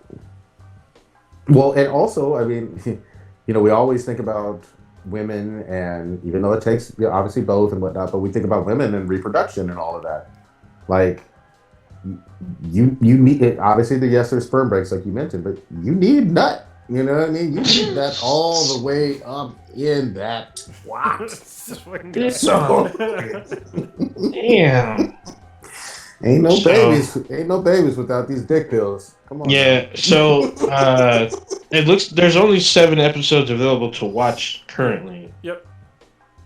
So far. So, but I'm reading that there's episode 8 and 9 are scheduled. So 8 is already like showing. So like on Hulu, it tells you the air date, but it's like locked. It comes out next year. Yeah. Okay. Yeah. Look, I'm down. I think this is going to be one of those ones that I quickly catch up on. Also, just be prepared to hate The Last Man. I'm just saying. I'm like, if this motherfucker died, I really wouldn't care at this point. Like, if this motherfucker is the last dude on the planet, like, I'm sorry, ladies. Like, it makes you, like, really hate this dude. So, if you had the last fucking dick on the fucking planet, I would be the biggest asshole ever. Like you need me. That's all bad. Well, but there's a thing though where like they kind of, the way the show is written, like he can't show his face. Wow. So like he literally, like, you would have to fear for your life. Like he's a resource, right? Just think about it that way. He's literally the most important resource on the planet, and so you can't just walk around with like as like a normal person. Like you have to like disguise yourself to like walk around. Yep. Oh, so you got to go in drag and shit. Holy fuck. He doesn't. I don't know if he doesn't go in drag, but you gotta. He protects himself, and then he's also stupid. So, yeah. On some Bugs Bunny shit. Have you read the book? I read the first Crunch. Just the first trade. Is it Image? Is it Image? Yeah. It's a Brian K. Vaughan book. Yeah, it's a Brian K. Vaughan. Oh, it's Vertigo.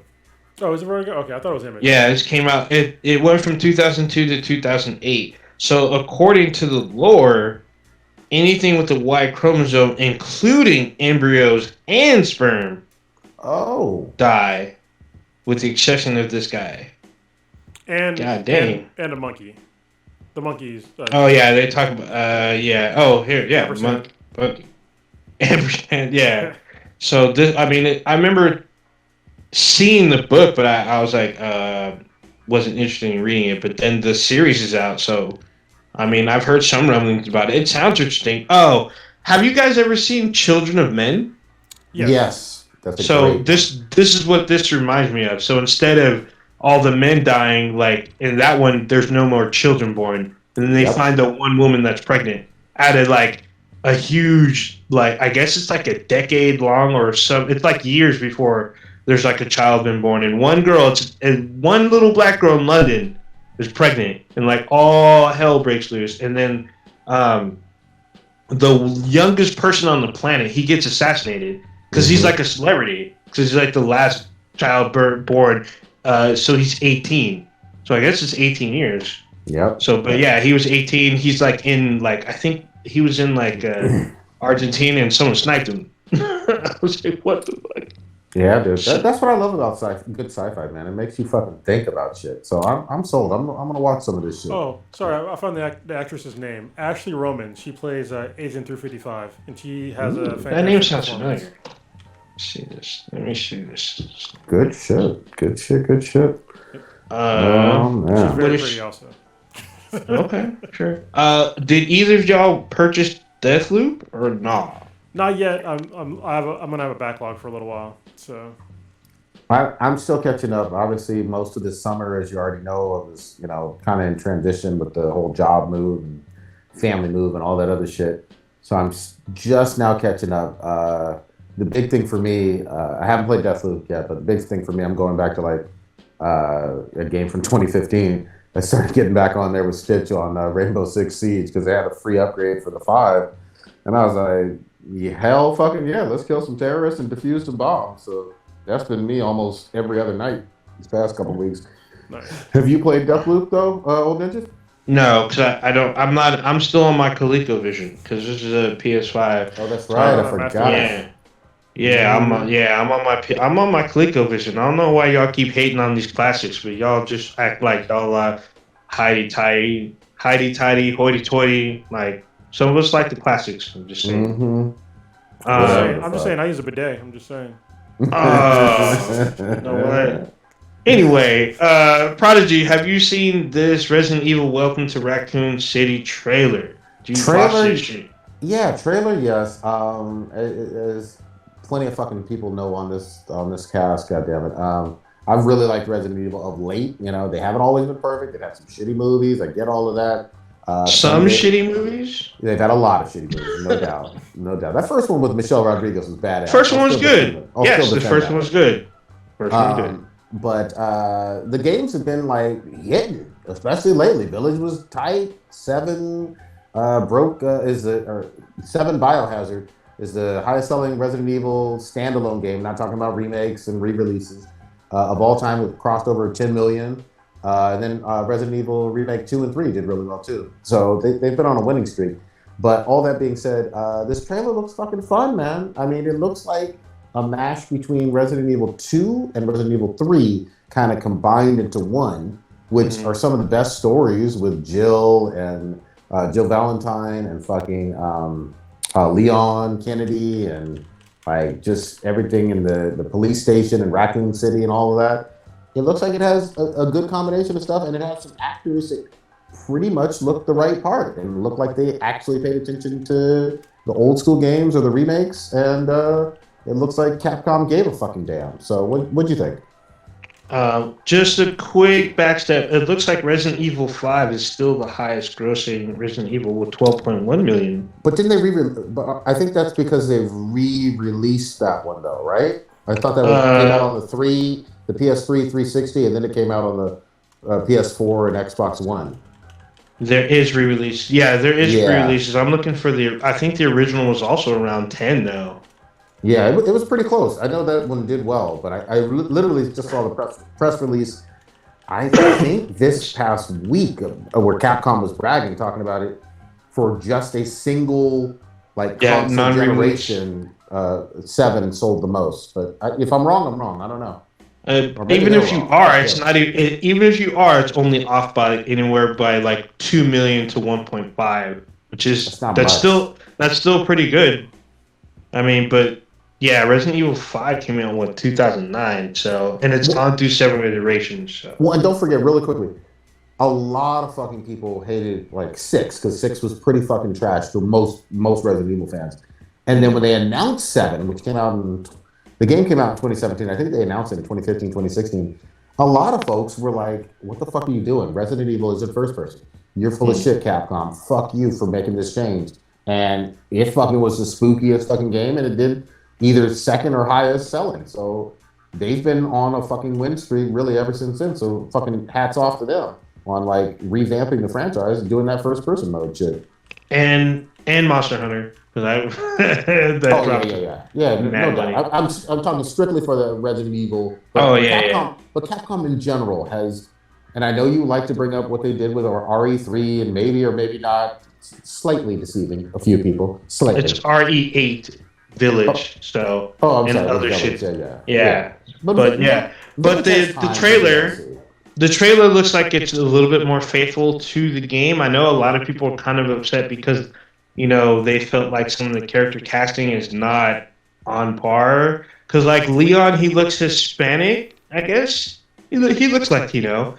And in the game, he's like, blue-eyed, blonde-haired white dude. But I'm like, as long as he plays the part, I kind of don't give a shit. Everyone's like, Claire, her hair's not long enough. No, she doesn't look like Claire. I'm like, whatever, man. All that matters is that it's faithful to the game. It looks like there's a bit of Resident Evil 1 and 2 from the game, a little bit of 0, and some of the other side ones like Revelations and some shit like that. So they're introducing a lot of shit. And I thought this was a series. This is a fucking movie. This is coming out in November to theaters only. So I'm like, oh, well, am I going to get my black ass up and go see this? Probably. I mean, if it's good, it's good. So I hope it's good. Here's the thing. I mean, this franchise has been around for a long ass fucking time with Mila Jovovich from a movie standpoint. Again, a lot of them have fucking been trash. We all know this. But keep fucking hope alive. I mean, they've been able to revamp some trashy ass shit. And here's the other thing too. With horror, you got to always remember this. It's dirt fucking cheap to make. They don't spend like comic book budgets. It's not like $150 million, $200 million, and it's like, if it doesn't break even at 450 or 500 million or whatever, then it's a travesty. No, this is probably going to be somewhere in the ballpark of 30 to 50 million for the production budget or something like that, or even less. And so it's all going to be gravy if it does decently well. I mean, I'm hopeful, but you never know. I mean, it could be whack. And the thing is that a lot of the actors are people that are kind of recognized. I mean, you got old girl Hannah John Kamen. She's in big budget films. She's in Ready Player One. She's in Ant-Man and the Wasp. She plays Jill in the film. She's British Redbone in the film. You got Robbie Amell. You got the guy from you're talking about Ghost from Ant-Man and Wasp. Yes. Yeah. But she's also she's the lead agent in Ready Player One, like the one like leading people to find what's his name, Neil McDonough. He's another famous one from Arrow, and he's in Star Trek. He's in a ton of shit. So some of these names, they're not like A-listers, but they're definitely recognizable people. You also got I think James Wan.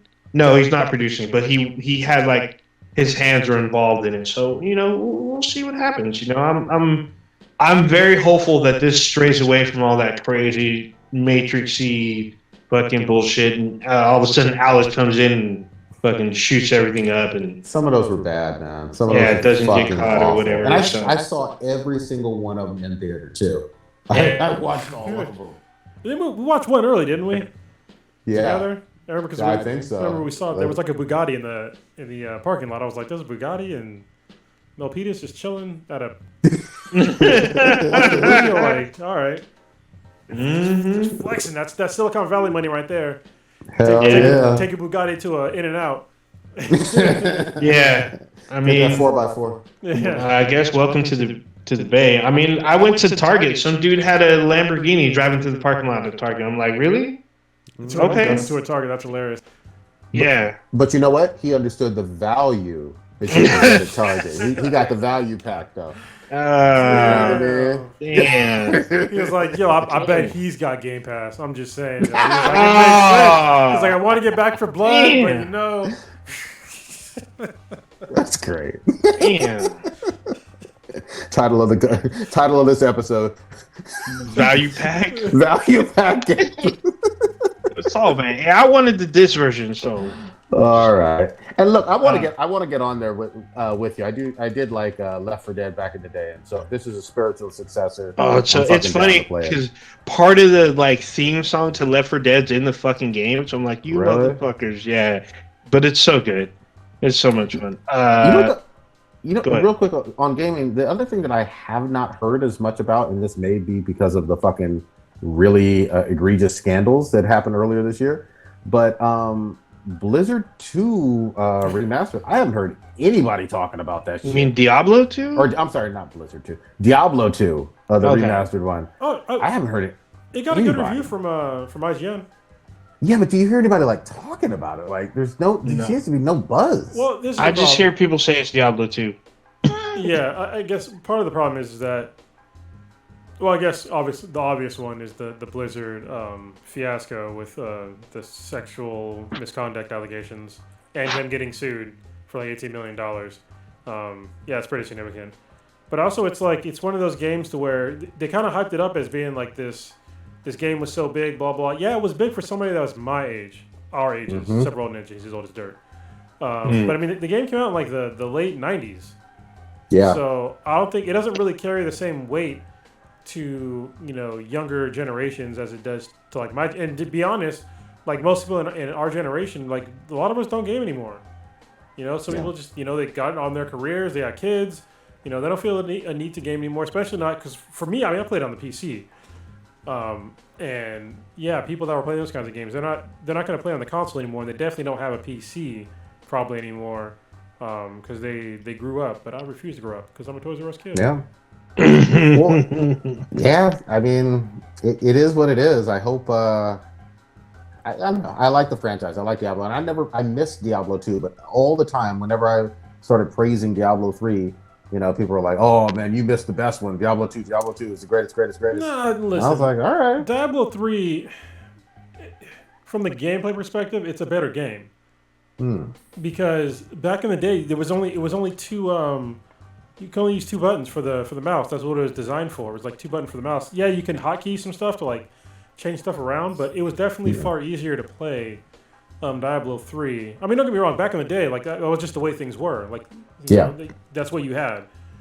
But today, when people understand that you can map different buttons to things, and like especially with controllers now, it's way different. But even with the PCs, like they understand that you can have a mouse with like a gajillion buttons on it.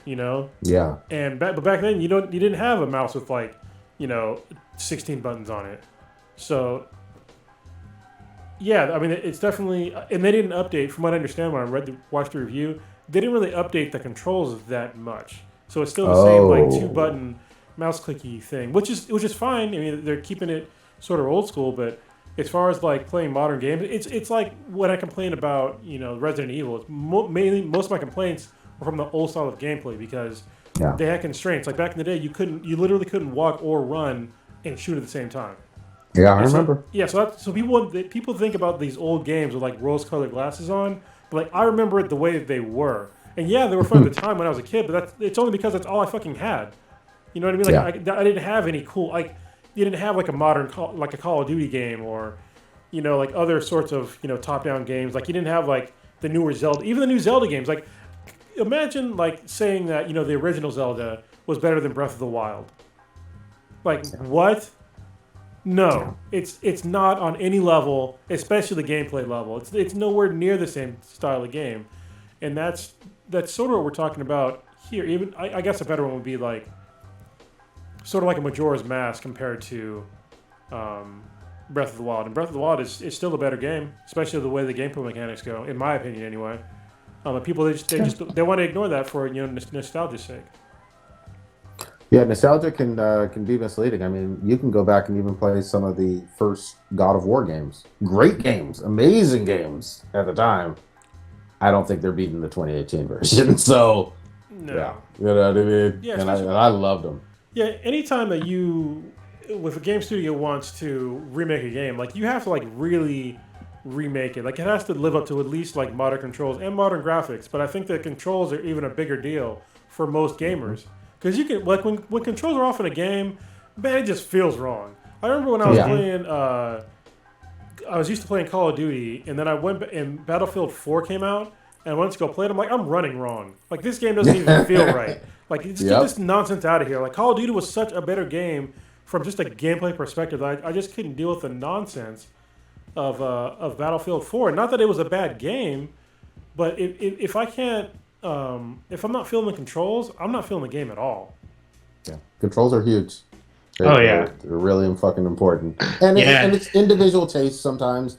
I get all that, you know. True. Certain people like a certain level of jank or, you know, or slack or whatever on certain controls or floatiness or whatever it is, depending on the gameplay. But, you know, you know when it's right, though. And when it's right for most gamers, like, it just hits that feeling where, oh, this feels like it's supposed to. I'm killing this other player or this computer or AI or whatever the right way. And I feel like I'm completely able to do what I want to with this character. And it's hard. It's hard to replicate that. And here's the other thing too.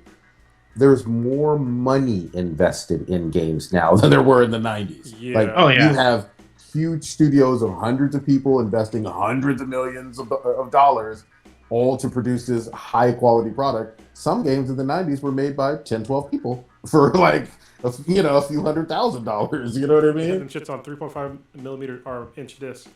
Exactly. You know? Ninja, what do you think about like the old school like nostalgia for games? So, I'm a really big Spawn fan, and there's a game that came out on the GameCube. It was Spawn Armageddon. Yeah. And I went to play the game, and like trying to literally move front to back, left to right was like atrocious. Like I couldn't kill anything because I couldn't fucking move. And this is on the GameCube, and this was a game that I really, really wanted, and it looked great on the GameCube at that time. It looked great. It looked amazing. It felt like the comics, or it looked like the comics, but I couldn't control anything. I literally played maybe half an hour in the game, and I never touched it ever since. And I still have it. It's in a box next to me. And you ruin your childhood, sort of. Not childhood. Yeah. It was all bad because I really wanted to play this game. I really wanted to be Spawn in like playing that game. And then at the same time, it was around the same time that Soul Calibur came out. And if you it was Soul Calibur 2, to be precise. And that was the one where if you had the GameCube, you could play as Link. If you had the Xbox, you can be Spawn. And if you had the PS2, you could be Heihachi. Yeah. So those controls, even though they're fighting games, they felt fluid and it felt right playing a fighting game. And then this 3D platformer played like shit. And it was just super disappointing because I spent my money on the game and I can't even play it. And I don't think it even let me change the controls even. No, I think the controls were locked. That was not an option. Yeah, I don't think it was an option. Like I couldn't change anything. And I was super mad. Versus, games later on the Xbox and PlayStation, you can change it. You can literally remap every single button. And you can remap your sticks. Yeah. And like the experience of that is way different. And like today, everything's faster, everything's more pretty, everything, I guess, they basically learned from the past. Like it is a huge like selling point for the controls to be on point, to feel right, to feel comfortable, for you to control within this world. And if you don't have control, you're really not gonna have a good time. You're not gonna want to play. The other thing, really quickly to add, is you just have a lot more information at your fucking fingertips now. You know what I mean? In terms of you can hear from a whole bunch of folks on Twitch. You can hear from a whole bunch of folks on YouTube or Twitter or whatever the fuck about, hey, how does this game feel? How does not only how does the game look and whatnot, but from a control standpoint, does it make you feel like you're, the shooter, the axe wielder, the whatever the fuck, the assassin? And that information, you can kind of look at the aggregate and say, okay, this game is probably for me because I like this predecessor or this game by this other studio that's like this or same genre. So you just have more information too. Go ahead. Yeah, I'm thinking about Doom. Like Doom for me is like one of the perfect examples on like how to like really modernize an old game. Because that game, oh my god, I felt like I was a Slayer the whole time, just going through and just like murdering everything. It was like the way they had like basically like small arenas of just like murder fields. Yep. And like as far as I know, I can't think of another game that was like that for a first-person shooter to that aspect. Like you just had like you went from murder arena to murder arena, and it was like up to you the way you wanted to play, and you just let you go at it. But then go back and play like the original Doom. The original Doom, like compared to like the the 20, I think it was 2016 Doom, maybe 2016. Yeah, 2016. Yeah, it's not even comparable. It's not even comparable. Like you couldn't even use them in the first one. I didn't even use a mouse to play the game. You know what I mean? It was all keyboard. Yeah, it was all keyboard to play the game. That's how I played it. Yeah. I remember I was playing it on like floppy disk, man. So it's just crazy. Like you go from like that and like watching them modernize, and it's the same basic team that made the game from the original Doom, or at least the head guy, to like the modern Doom, and like seeing a whole evolution. And then for someone to be like, oh well, this old game is so much better. It's like no, it's not. Fuck out of here. Yeah. Fuck out of here. Yeah. I mean, even the upgrade in the last 5 years or 4 years between 2016 and Eternal. Yeah. Eternal feels even faster and prettier and all that other stuff. And I like the mechanics and controls on the fucking Doom Eternal even more than Doom. And they're both damn near fucking perfect on that in terms of modern and amazing. So plus the music, yeah, man. Oh man, I love the way that they ramp the music up as you murder people or murder demons. I was just like, man, it is so perfect the way they do it. It makes you get pumped up every single time. Yep. It's an amazing. You gotta fucking play Doom. It's. I don't have Doom Eternal. The last Doom I played was Doom 3. No, get the new Doom and Doom Eternal. Like they're both fantastic. It just there's like the smoothness of just the way you play the game. It's hard to match. It's like to me, it's almost a perfect game. Yeah, and even when you die, and you will fucking die. A lot. Yeah, you're gonna die a lot. But it's fair, and you'll feel like, okay, I fucked up there. I didn't use my rocket launcher, or my BFG, or my shotgun appropriately. I should have flamed this guy. I should have thrown a nade. You know what I mean? And you'll just fucking figure it out. And it's just, Anyway, goddamn, we can always praise Doom and Doom Eternal. I'm still working my way through. I finally I beat my first Marauder on Eternal, and I was guys like, are dicks. Yeah, those guys are dicks, man. Dude, with the fucking wolves and shit, I was like, God damn it. Basically, you have to get really good at using the super shotgun with those guys, man. Yeah, you have to like wait for like there's like a certain cue that he does before he's gonna hit you. You green flash or something. Yeah, but it's so fast. Yeah. Oh my god. Yeah. Anyway, those games are. I was gonna say there's a remaster. It's either out now or it's coming within the next week. Alan Wake. So if it's available on PlayStation, which will be the first time, I highly recommend you download Alan Wake because if you play Control, it's like a slightly it's by the same studio, but it's a slightly slower version of Control, but like it's still just as fucked up and creepy, and it plays literally like a Stephen King book because the writer's heavily influenced by it, and it's crazy because it took 10 years to make, and they came out towards the end of the 360. But damn, it is such a damn good fucking game. It's well worth. If you've never played it before, it is well worth getting the remaster. Play it for the first time. It's still.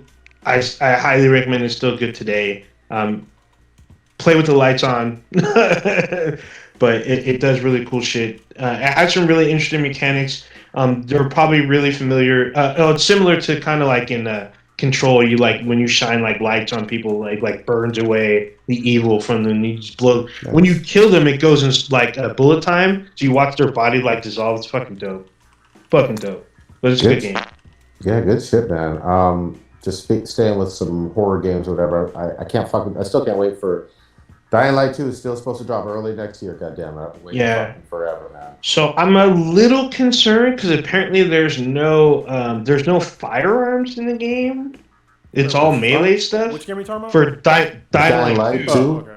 So apparently there's no firearms, and the closest thing I guess you can get like either a bow and arrow or a crossbow, but everything else is all melee weapons. Yeah, so. they hopefully they fix that or add some stuff later. I hope they add it as DLC, or in like an area of the map where it's like, oh, here's a gun finally. So we'll see. I mean, it's supposed to be bigger, like twice the size of the original one, which was already fucking huge. I'll believe it when I see it, man. You know, they just need to fucking release it because what the fuck. But anyway, it says no vehicles either. Yeah, the first one didn't have vehicles until you got the DLC. Yeah, DLC had vehicles. Oh, hold on. Yeah. This is so dumb. I hate it when in the headline it says Dying Light 2 will not have vehicles or firearms, and then like the subsequent things it said that you can have bows and arrows and a handmade shotgun. Well, a shotgun is a firearm, so I don't know how to tell you this. It shoots shit. Goddamn, that's stupid. Did y'all get a chance to see Venom? There Will Be Carnage, because I did. I have. Oh, you did see it. I have not. I did see it. Can you give a semi light on spoiler kind of take on it? I guess so. Yeah. So imagine watching a romantic comedy, but with caped crusaders in the film. That's pretty much Venom. It Will Be Carnage. I mean, Venom and Eddie, or like that. Yes, Venom and Eddie. They have. It's like a romantic comedy. It feels like a COVID movie because you can tell. Like, there's a lot of scenes where it's just Tom Hardy, and while he's talking to Venom. I mean, the action's kind of cool, but it's just there's a lot to be desired in this film. And they introduce a couple of characters with not a whole lot of background, so I'm just like, what the fuck? How's Woody? Woody. I mean, it's Woody. Woody's Woody. He goes a little over the top, but considering the rest of the film, it's actually kind of needed to keep you invested. Okay. So, I liked him. Him and Carnage. I felt like there's some scenes that might have been cut out to get their bond tighter, but it's a 90-minute film, so it's just like okay, so kind of short. It's like it's a little lacking. It's not as engaging, I guess, as the first one. I mean, it deserved an R rating. It needed more blood because like when people get fucked up, there's no blood. They're just like laid out. I'm just like, what the fuck? This needs blood. I need blood all over the walls. Because like when Carnage shows up, he fucks everything up. But I'm like, this needs blood. Like this needs to be fucking blood. Like I mean he's a serial killer and a symbiote.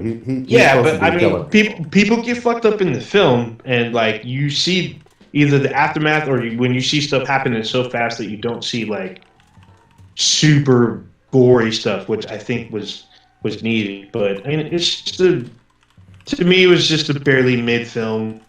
Like there's one huge scene at the end, which is like, the big reveal. So, I mean, that was kind of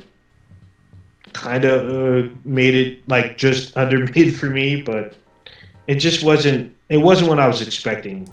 Okay. So and I kind of blame a bit, I blame a lot of it on the pandemic because you can tell like they kind of rushed. They tried to do what they could because of the pandemic. I'm like, they should have just waited. Just wait, add what you needed to, fix the story a little bit, and it would have been a better film. But, I mean, it's just okay. I don't recommend seeing it in the theater. Just wait for video on demand. Unlike No Time to Die, the Bond movie, that's a 2-hour and 43-minute film. But it's it's almost 3 hours. Shit. It's worth every fucking minute. Oh. Probably the best film of 2021. in my opinion. Whoa, That's nice. I give this. Cronus, you see this one too or no? I can't see it in theater, so no. Yeah, I mean, literally rent the theater out again, which is just not. Yeah, I mean, if you get a chance, if it's comes a video on demand, if you don't want to go out, or if you're able to go out, I highly recommend seeing No Time to Die. Daniel Craig's final outing as Bond. Excellent film. There's twists and turns, double crosses, triple crosses, a lot of callbacks, a lot of Easter eggs, but the story works, everything works. Rami Malek, he was super creepy. I mean, I know a lot of people think he's creepy in real life, but he's creepy as a villain, and it worked. It just worked. Everything worked in this film. Everything made sense. Everything came together. It was a great send-off for Daniel Craig. I can't rave enough about this film. Great fucking film. I know this sounds like blasphemy to old school Bond heads, but he might be my fucking favorite, especially if I like this last one in terms of Daniel Craig. This was like someone asked, was this better than Casino Royale? I'm like, Casino Royale has a lot of slow parts. This had a very balance of everything. It just flowed. Everything flowed. It had the balance to slow down, but it gave you mystery and it gave you, clues and it gave you action. Like old school look, but new school feel. If you get it, I'm down. Everything fucking worked. Like it looks like he does a lot of stunts on his own. Like he probably got fucked up, and my hat off to him if he did, because there's some great stunt work, especially him on the bike. It's fucking great. Ever since he took the role on, he always looked like a fucking badass in these movies. Yeah, I mean, you can tell you can tell he put in work. He wanted this to work, and it does. It works out really well. Even Christoph Waltz, he's not in it a whole lot, but he's still an influence in the film. Nice. And even when he has his moment on screen, it's still great. It's still fucking electric. It's still fucking amazing. Like everything worked in this film. I loved it. My cousin saw it twice because we saw Venom, and he's like, "This feels like a COVID movie." and then when we saw No Time to Die, before we sat down, I was like, "This is my second time seeing this." I'm like, "What the fuck?" He's like, "Dude, wow." He's like, "Dude," he saw it twice in 2 nights. He's like, "That's how good this film is." And when I left the theater, I'm like, "Holy shit, you were damn right." Yeah, pretty much 6 hours because you watched it twice. Yeah, it's a good fucking film though. I don't want to give too much away, but it's a great film. There's a lot of twists and turns. It was great. It worked out. This is Golden Eggplant for me, nominee for sure. All right. Can we wrap it on? Yeah, because I got shit to do tonight because I got to edit the video and the audio in one sitting. Oh yeah, you got more work for sure. I feel you. Old Ninja, what you got populating this week? I'm just doing more Back 4 Blood. Like, I'm probably going to play as soon as I log off. I already got people that were downloading the game last night because they heard about how we played the beta. The game came out. They're like, well, I'm just going to get it too. I may have to go to SoCal for some family stuff. I'm hoping not. But so far, everything's working out so far, so I'm probably going to just stay in town. It's starting to get colder, starting to get darker early, so probably won't be out. I mean, I don't go out as much already, but I'm going to be streaming, trying a bit more. You can see I streamed today with Back 4 Blood. I'm probably going to stream in a little bit. I'm probably going to stream even more this weekend. I really like this game. It's definitely, if you're playing this game, either get you some friends or have a fucking mic. Wear a fucking mic with this fucking game. It's so frustrating because you can literally, what appears to be very difficult is actually something with your team, and that's how you talk. You talk to your team about who's going to do what, and you'll make it through. Very easy. But if you ain't got no mic and you're running around, you're all going to die. You're going to reset. You're going to lose your continues. You're going to be mad and then ready to quit. So let me go one step further than you. If you're playing co-op with people, you should be mic'd up. God damn. like period. Like yeah. You know what's the weird thing? Is that when you have people on the PS5 and they ain't talking, motherfucker, you got no excuse. It's in the controller. In the controller. Yeah, exactly. Exactly. Yeah. Speak up. Every controller. And again, I get it if you're playing your single player game or whatever, but if you're playing cooperative games, we need to chat, motherfucker. Yeah, you need to chat. Oh, Kronos will like this too. There's a solo mode. You can play solo. You can play the whole campaign solo. Okay. So it literally says solo and then campaign. You can do solo campaign or like the regular campaign, which is co-op, and then you can do multiplayer because they have a multiplayer mode. So that sounds there you fun. go. Yeah. Kronos, what you got populating? Real quick, shout out to Papa Bear from Balance Exchange, the other podcast that I do with him. So it's funny, like a couple of months ago, maybe it was last month, I don't know, but we got an email from this application called Wisdom, and he hit me up and he was like, "What do you think about this?" Like, they're asking us to be like some top mentor, and I was like, usually I ignore all these things because they just don't work out. And we talked about it, and we ended up like signing up for it to be like top mentors. And so it's this app where basically it's almost like a little like talk show studio type deal. So basically you sign into this app and it'll be like somebody talking. Like just imagine like me talking about a subject, and then you can literally call in as I'm talking and then talk to me for like 10 minutes. So you get like a 10-minute block of my time, and we can talk about like whatever I'm talking about, or whatever you want to talk about. And Wait, how much is your time? You get half an hour? Yeah, I think when he did it, because he's the first one that did it. I'll explain why in a minute. But he did his first session, I think on Tuesday, and so I listened to it, and it was like really cool, of like him talking about our podcast, talking about his background, and then somebody had called in who also had a podcast, and they were like talking, and they did it in like a 10-minute session, but he was on for like 30 minutes, and then even after he was done talking, I guess people were listening, and they invited him to come on to like their talks. Oh shit! And it's really cool because if you're the person that's doing the talking, or maybe it's just the mentorship, I don't know, but it's monetized by the minute per person. So I thought that was like really cool. So yeah, like hearing him on this other app, like talking, it was neat. I signed up for it as well as a top mentor, but I can't use it yet because it's only for iOS. So I'm like shit. I don't use any iOS products like at all. I was like, I got my PC and I got my Android device. So if you're on either of those, they're gonna come out with an Android app soon, but I just don't know when yet. So as soon as they come out with an Android app, I'll be on there talking about something. So good shit. I just thought it was like really neat to like have like a little mini talk show and have people calling it stuff. I thought it was cool. So other than that, I'm gonna do some gaming tomorrow. A little bit of gaming, some working out. Yeah, I'm getting used to like the new schedule with my 4-year-old, getting her up. I have to get up at like 5:45 in the morning now to get her over to my in-laws so they can take her to school because she starts school at 8:30, but I start work at 7. So shit. yeah. K-Mac is starting work earlier now too, so it's kind of just getting used to it. Now I'm used to doing yoga in the morning, so I have to I'm trying to make it so I can wake up earlier so I can do some yoga in the morning. But I don't know if I want to get up at like 5:15 in the morning to do some yoga. But I don't know, we'll see.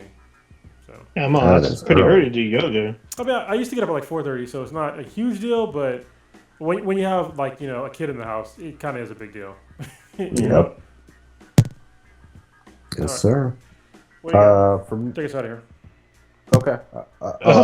Wait. Or what do you got? Prodigy, what you got? Sorry. Real quick.